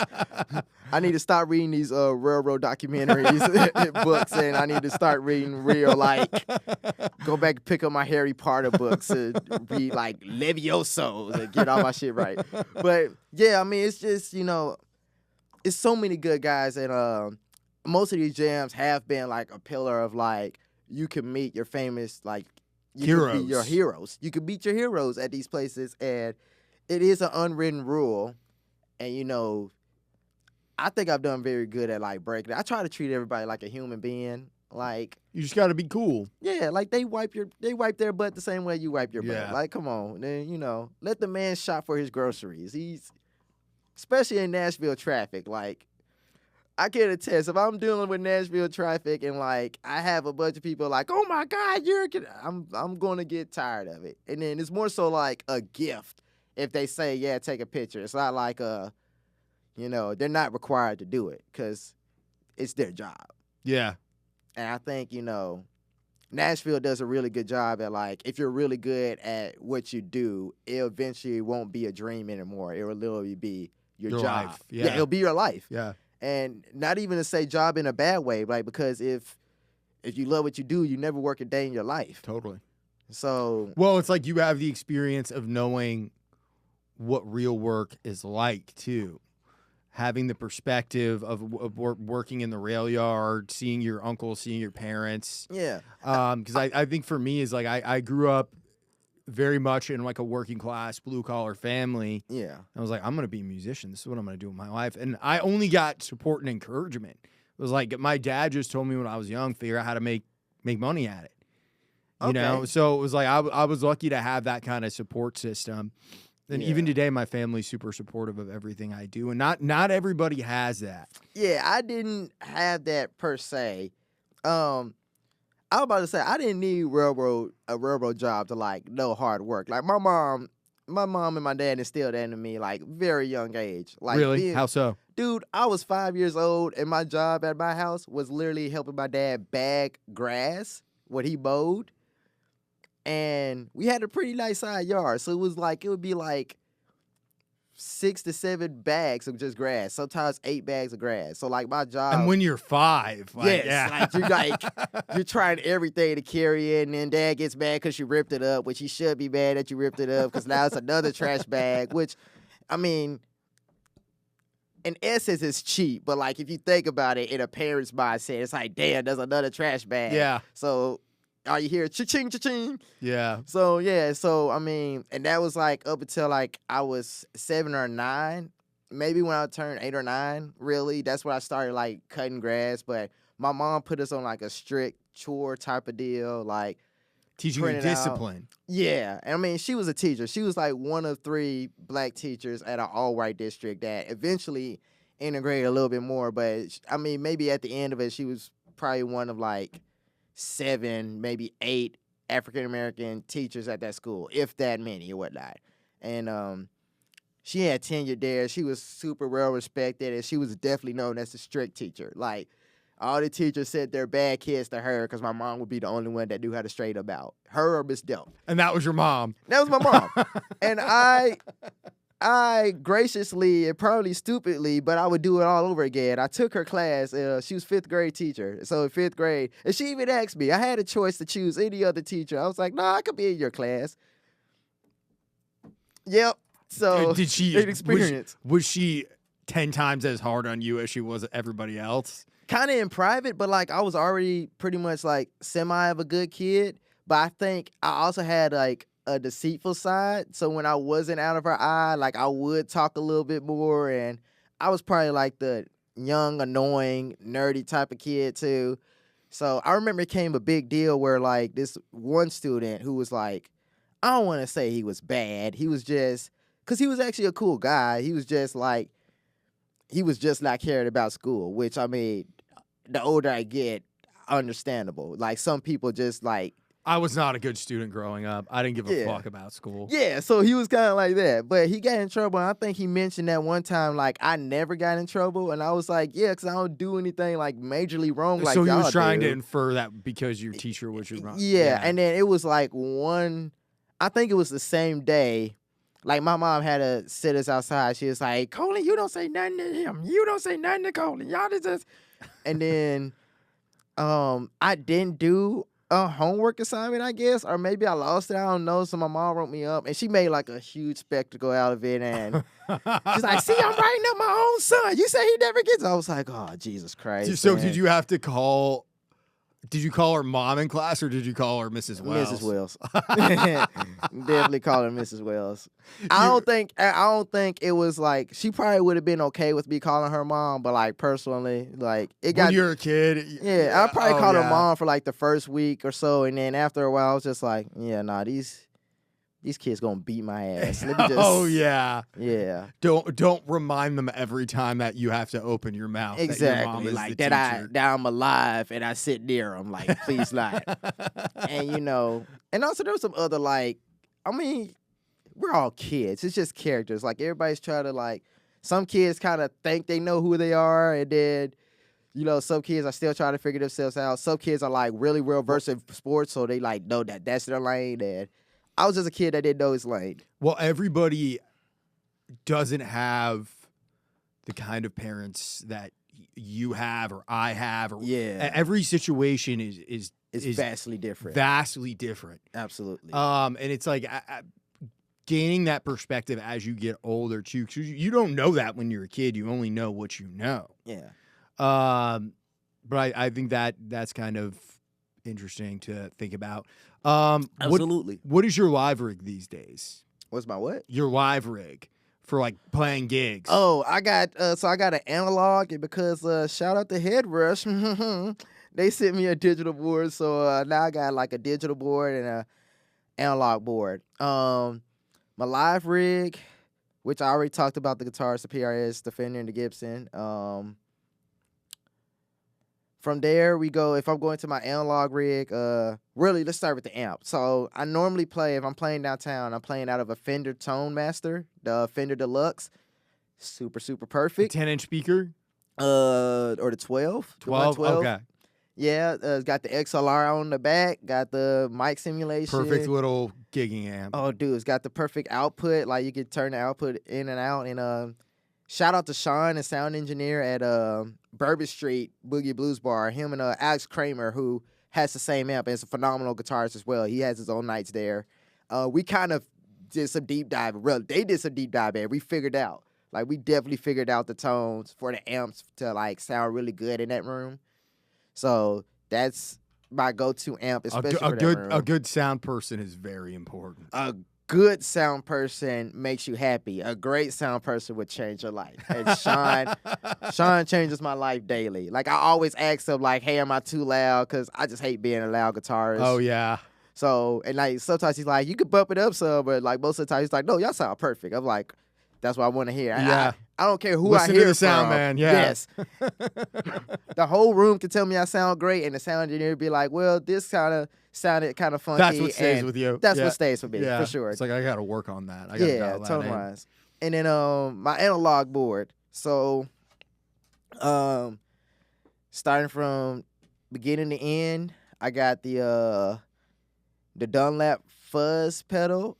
It's the red and white one. Please don't judge me for not knowing the name. Shout out to Dunlap. Shout out to Mitch with Dunlap. Mitch Bennett is a great guy. He's taken care of me before. He's taken care of me because I only wanted to use this fuzz pedal with the Leon gig because at the time, the MD at the time, that's what he was like, yeah, this is, I think that's the toe that really matches. And the guitar tech, Kenny and Andrew, which both are phenomenal guys, who are actually on the original Leon albums where I play guitar and bass.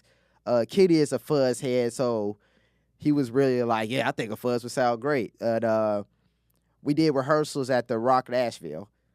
So Dunlap was right upstairs, easily went up to Mitch. He gave me a pedal board full of fuzzes and some other fuzzes to try out, and that was just the best fuzz that we all liked. So going into that starts the chain off, going into a D&M drive by Keeley pedals. I'm not endorsed by them, but Keeley just makes some great pedals, man. Like, I've had their compressor for years, and luckily I don't really have much use for it live. I could get my toes out without needing it, but it sounds so good. Keeley makes some great stuff. So got the D&M drive, which is like a dual drive, one overdrive, one more overdrive, and then both for like heavy distortion. That's going out into a boost by AWOL Pedals. It's a guy here in Nashville. He has his own company, and he makes like these small little mini pedals. And he made me, he made like just an overall boost pedal, which I use for solos, just a clean boost or whatnot. That's good. From there, it goes into a Dunlap mini volume pedal. Also got my tuner routed out through that. It's the mini TC Electronic Polytune. I love just strumming once and just looking down, having it all figured out there, whatnot. From there to JHS Emperor Chorus, which also has vibrato on it, and it has the triangle, a wave, and a square type of deal. It's pretty cool. From there to that to a plate delay, plate reverb, and by UA Audio. From there into another Keeley pedal, the Caverns, which is like the reverb and the delay. And I use that reverb more so for the shimmer side of it and the modulated reverb and like slap delay. And from there, a pedal that I had this original pedal box and it's called the Mine Shaft. Is it a Mine? No, the Magic City. It's called the Magic City, and it's by Swindler Effects Pedals. And they're a pedal company out of Alabama. And I have, to this day, I still have that, and I have the Mine Shaft reverb pedal, and they're just a blank slate. And I went on a deep dive recently because they had these painted models, and I just always wanted to find it. And I found the actual delay Magic City, and it has the painting of the skyline of Magic City of Birmingham. And I almost, it might be a little bit emotional talking about it now. I almost cried when I got it, just like finding it, because both the reverb, my original reverb and delay pedal are both broken. So I was like really trying to get those replaced. And because of COVID, the guy went out and basically sold it to somebody else. So he's not making it in the same way that he did before. But, got that, going out in that, goes out into the Dream amp simulator by UA Audio. Shout out to UA Audio. I'll email y'all since I'm using a lot of y'all stuff. Hopefully y'all like me. That Dream pedal changed my life. And from there, it's going out into a line isolator, the Canvas. I think that's what it is. Either Wars Audio, or I think it's Canvas, or maybe it's Wars Audio. It's called the Canvas, but it's a dual line isolator. DI line isolator, and then XLR out, quarter inches out as well, and through. You can also map it through your amp or whatnot, and it's good. The R&B artists I play for, Jay Howe, we kind of, since we got a couple of inputs open, sometimes we just go haywire with the guitar track, so I'm sending him like 4 guitar lines at one time. So it's like XLR from the board, left and right, then left and right from the amps. And then if I'm feeling really adventurous, we'll add another amp, and I'll just get the amp head of that. And fill out the sound a little bit. Yeah, so I'll probably, if it's that third amp, 9 times out of 10, it's a DeVale. And I like the 410 DeVales because those 10s give a little crispiness to it. So I have a junction box, which was given to me by Chris Callahan. Shout out to Chris Callahan from LA Guitars. And he makes phenomenal like junction box for amps and the speaker and the amp cabs or whatnot, custom amps or whatnot.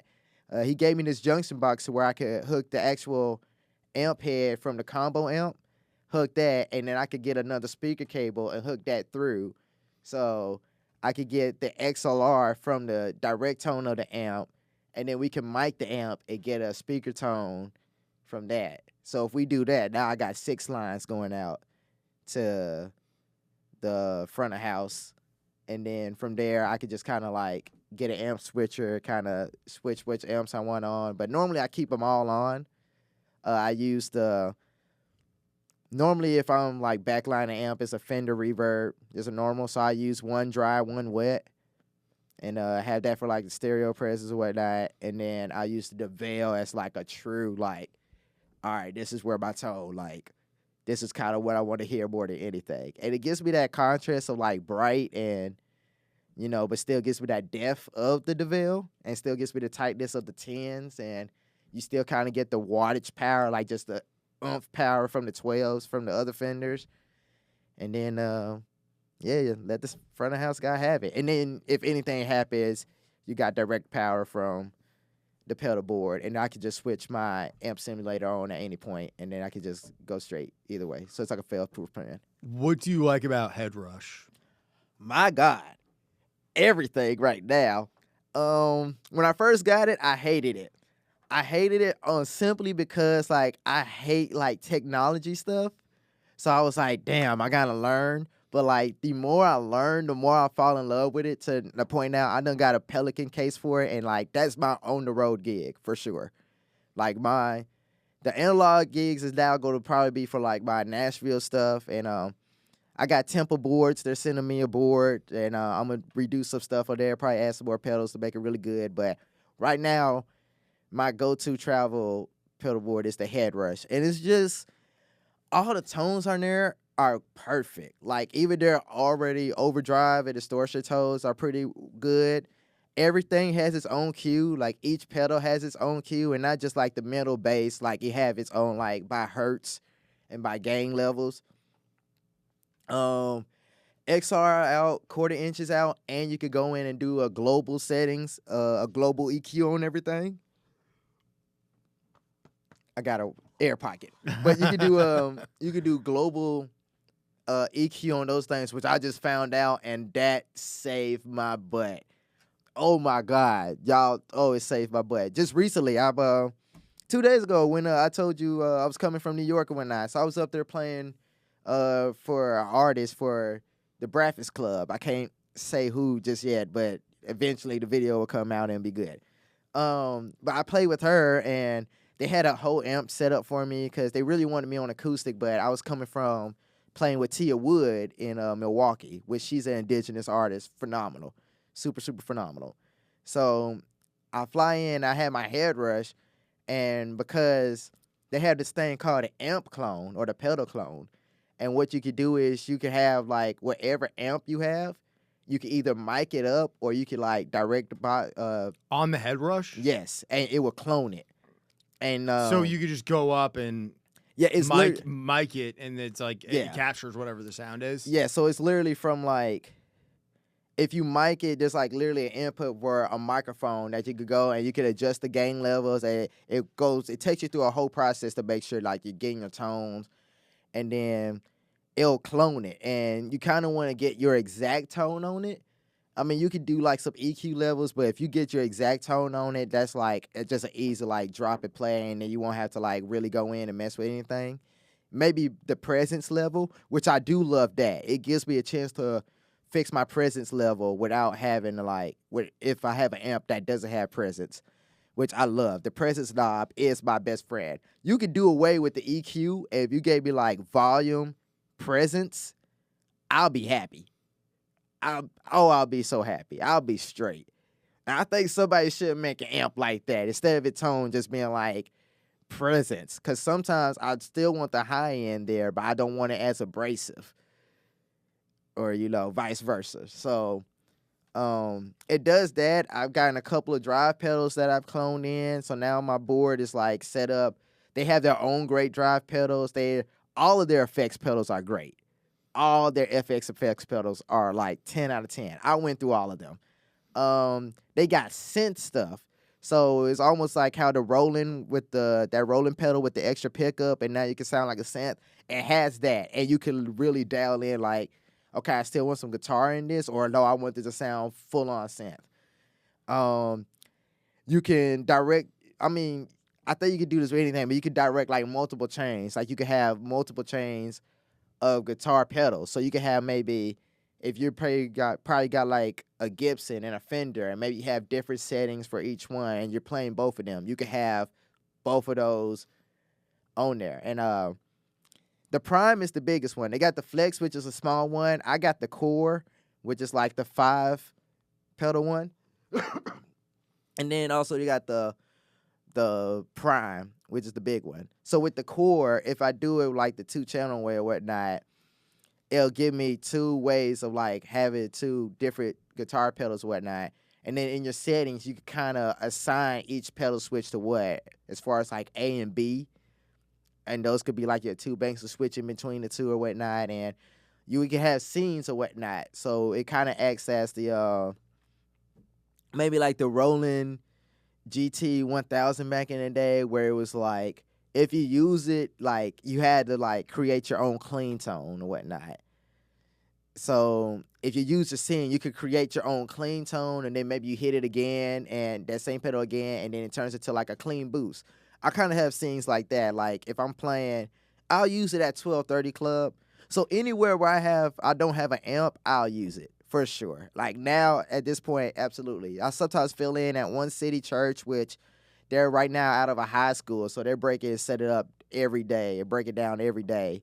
So they don't have an amp on site, so it's really good just to be able to just go straight in. And I have a bunch of my amp stems, and I have it set up as different tones. Like I got bright, dark, like super warm, like kind of. What is the model that you're currently using for Headrush? So it's the Headrush Core. The Headrush core. Yeah, and it's the newest one. Which I think they're probably going to do away with the old models anyway, but they just came out with a new line of Headrushes that they're really worth the look. Like, I know most guys have been like Pro Quad Cortex and, you know, the Fractal. Like, I got a homie that used the Fractal, that it all looks good, but whatnot. But I feel like Headrush, like in a world full of like Abletons and like all that stuff, it's like Logic. It's like, it's practical to use, and then like, yeah, you might have to do a whole bunch of like shortcuts to get around or whatnot, or you might have to do a whole bunch of things to get like a certain thing there, but it's so self-explanatory. Like, you really don't have to look at the manual, you can figure it out. And I mean, it does have a bunch of shortcuts. I will put it out there. I'm just like an old school guy. Like, I want to see every possible thing it could possibly do.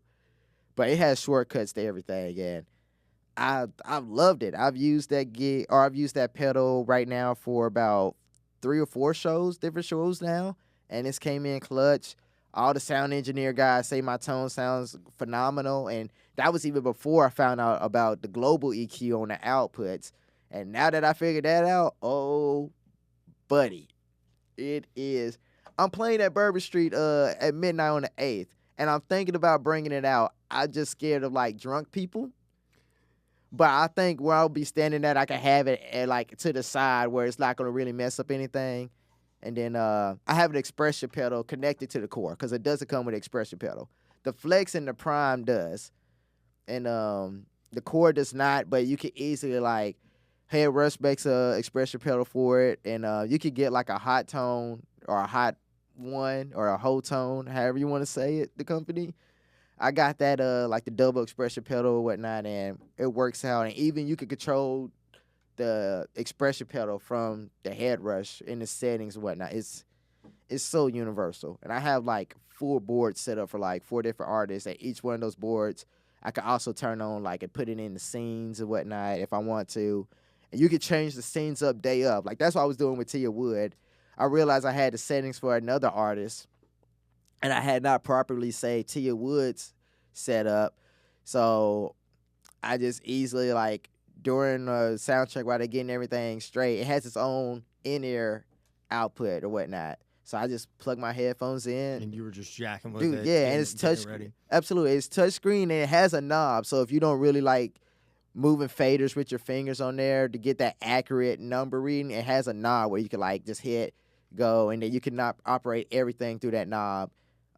Has a master volume out, has a master headphone jack out, and it has a mic gain volume as well, very small to it. It's so practical. It just makes everything easier just knowing I have that. And then they need to build a case for it. I did talk to Josh about that. He was like, yeah, that's something I should mention to the product team. So I'm pretty sure within the next couple of months they're going to get like really good traveler case for it. But like, it fits into my Pelican, I think 1175, which is not, it's like a carry-on size. So you just throw it over your shoulder and no, so I have wheels on it, so I actually roll it. Oh, okay. Yeah, cool. so I easy check it to in. transport. Absolutely. I check it in. Like, I'd rather check that in before the guitar. And normally when I travel, I try to travel light, so I'm like book bag, guitar, that pedalboard case, and then normally I can check that in. And because on my analog board right now it's on a Nano Max from Pedal Train, and I have a soft case, so normally I'll just bring all my stuff through. And then normally sometimes you don't have a problem with it, like how my guitar case fits in. I could put that up there, the case on top of it, and like nobody makes a big deal out of it.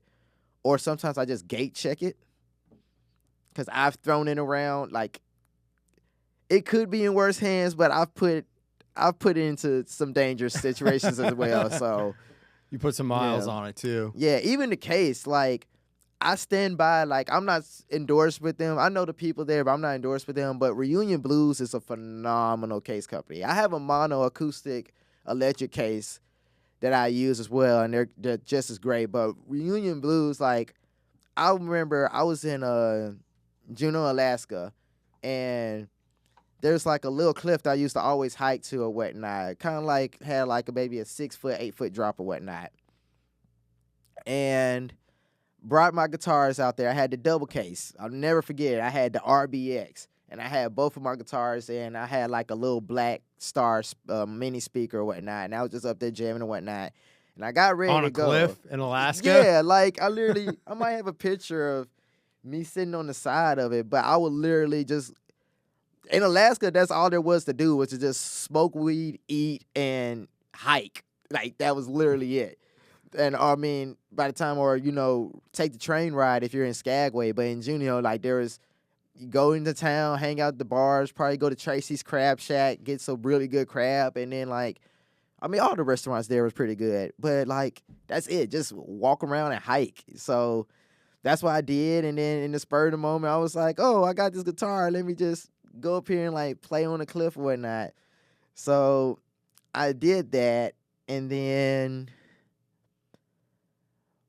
I think I stood the guitars up. I was getting ready to go. I stood the guitars up, and it just tipped over. And it fell over the cliff or whatnot and down into, like, this river ravine, and it kind of went all the way down the river ravine. So maybe, I mean, I'm saying all the way down. It was probably, like, I don't know how long is this? Maybe, like, 5 feet. 5 feet. Okay, so maybe it did go like 40, 45 feet. Oh, like, shit. Yeah, it had a good little ride. And then luckily there was a woman there who was just there with her dog at the very bottom as I left all my stuff and I'm running down. I'm trying to like catch her with it. And luckily she was there with her dog and it kind of like sat up on a rock. So she was able to like kind of retrieve it out and everything inside was dry. I could not fucking believe it. None of the guitars was damaged, and it wasn't even like a super protective case or whatnot. Or at least I didn't think it was, but it stayed dry. Like, none of the guitars were majorly damaged. Alaskan approved. Alaskan approved, for sure. I was like, okay, and like, ever since then, I've just bought Reunion Blues stuff. Like, I probably should be endorsed. I probably should be endorsed by a lot of people, but I'm just really bad at endorsements. Because, I mean, I would just rather buy it. I don't want to be that guy that's like, oh, you don't want to have to wait around for it. Yeah. Yeah, when you need it, it's like, I need it. I would like to, like, not pay full prices for it. I would like the discount since I am, using it all the time. But that's more so me because I'm just so bad at, like, talking about myself and, like, things I've done. And cause I just kind of live life. I feel like everybody has something that makes them inherently great. Yeah. It's just... Absolutely. It's just living it, so... Definitely. Hell yeah. Yeah. What residencies do you have lined up in Nashville right now for your own gigs? So, Bourbon Street Boogie and Blues Bar. I'm there most Thursdays if I'm in town for 4 to 7:30 with Juju and the League. We all sing. We all play. It's Juju Whitfield, Bo Hill. I always call him Moseph. Jeraven Bo Hill on bass and vocals. And then keyboard players vary from Hank Brown. Jonathan Smith is the main one.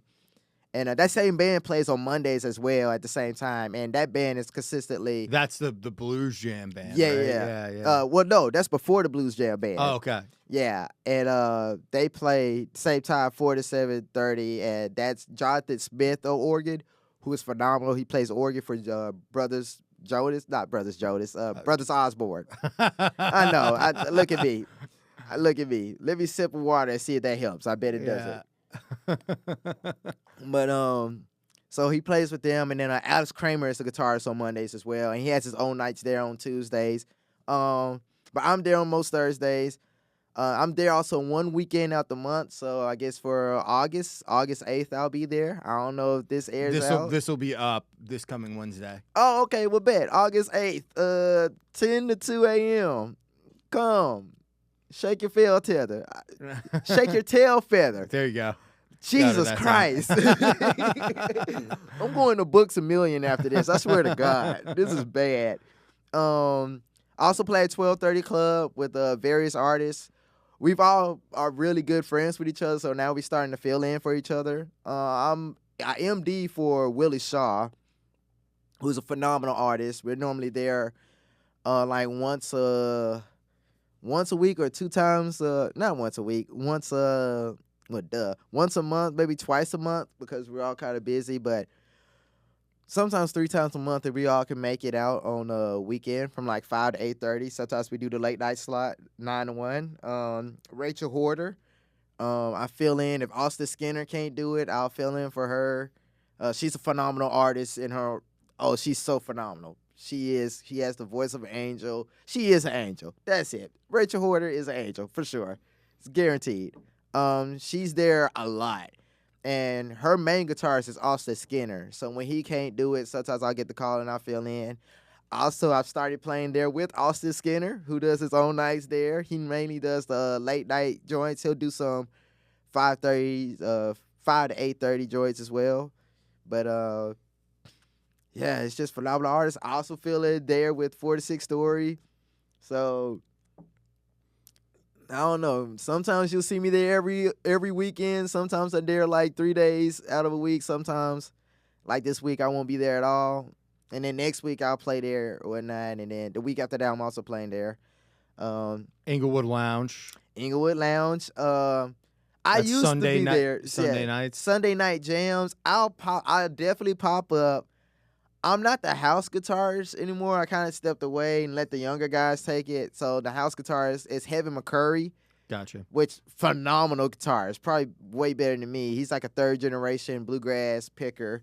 If you heard of the Traveling McCurry, so I think we talked about it before. Yeah. So he's that guy, and I mean he's busy too. So guitar players kind of vary or whatnot, but I still show up to the jam to like support and see all the homies. But that happens 9 to 1 a.m. Sometimes I'll be in the house band. I like being able to choose. I like being able to say no now to things. Like, if I play at a church service that day and it's like, hey, can you do the jam? I have no problems with saying no. And, like, they also understand there's no love, like, no love lost. I'd rather be at home smoking Chilling, weed, playing my train game. Yeah, absolutely. So, got that there. I know I'm missing some spots. Sometimes I fill in at Odie's with Rachel as well. Odie's in Midtown. Old Red. Sometimes I feel there on Tuesdays with Rachel as well. And Ross Livermore, I played there on a Saturday with him. He's another phenomenal artist. Where else? Well, they can find your Instagram to be able to see whatever gigs you have. Yeah, well, sure. I'll make a promise now that I'll probably post more about my gigs. But yes, Strings and Trains. It's literally STRANGS and then Trains, like choo choo TRAINS. Why it take me so long to spell that? I'm going to buy 3 books today, I swear. People were able to get it. They can rewind it if they need it. Yeah, and I'm pretty sure you'll put it somewhere. Dude, thank you so much for coming on. Dude, it's been absolutely a blast. Thank you so much. Fuck yeah. Keep on dreaming. See you next week. Yeah.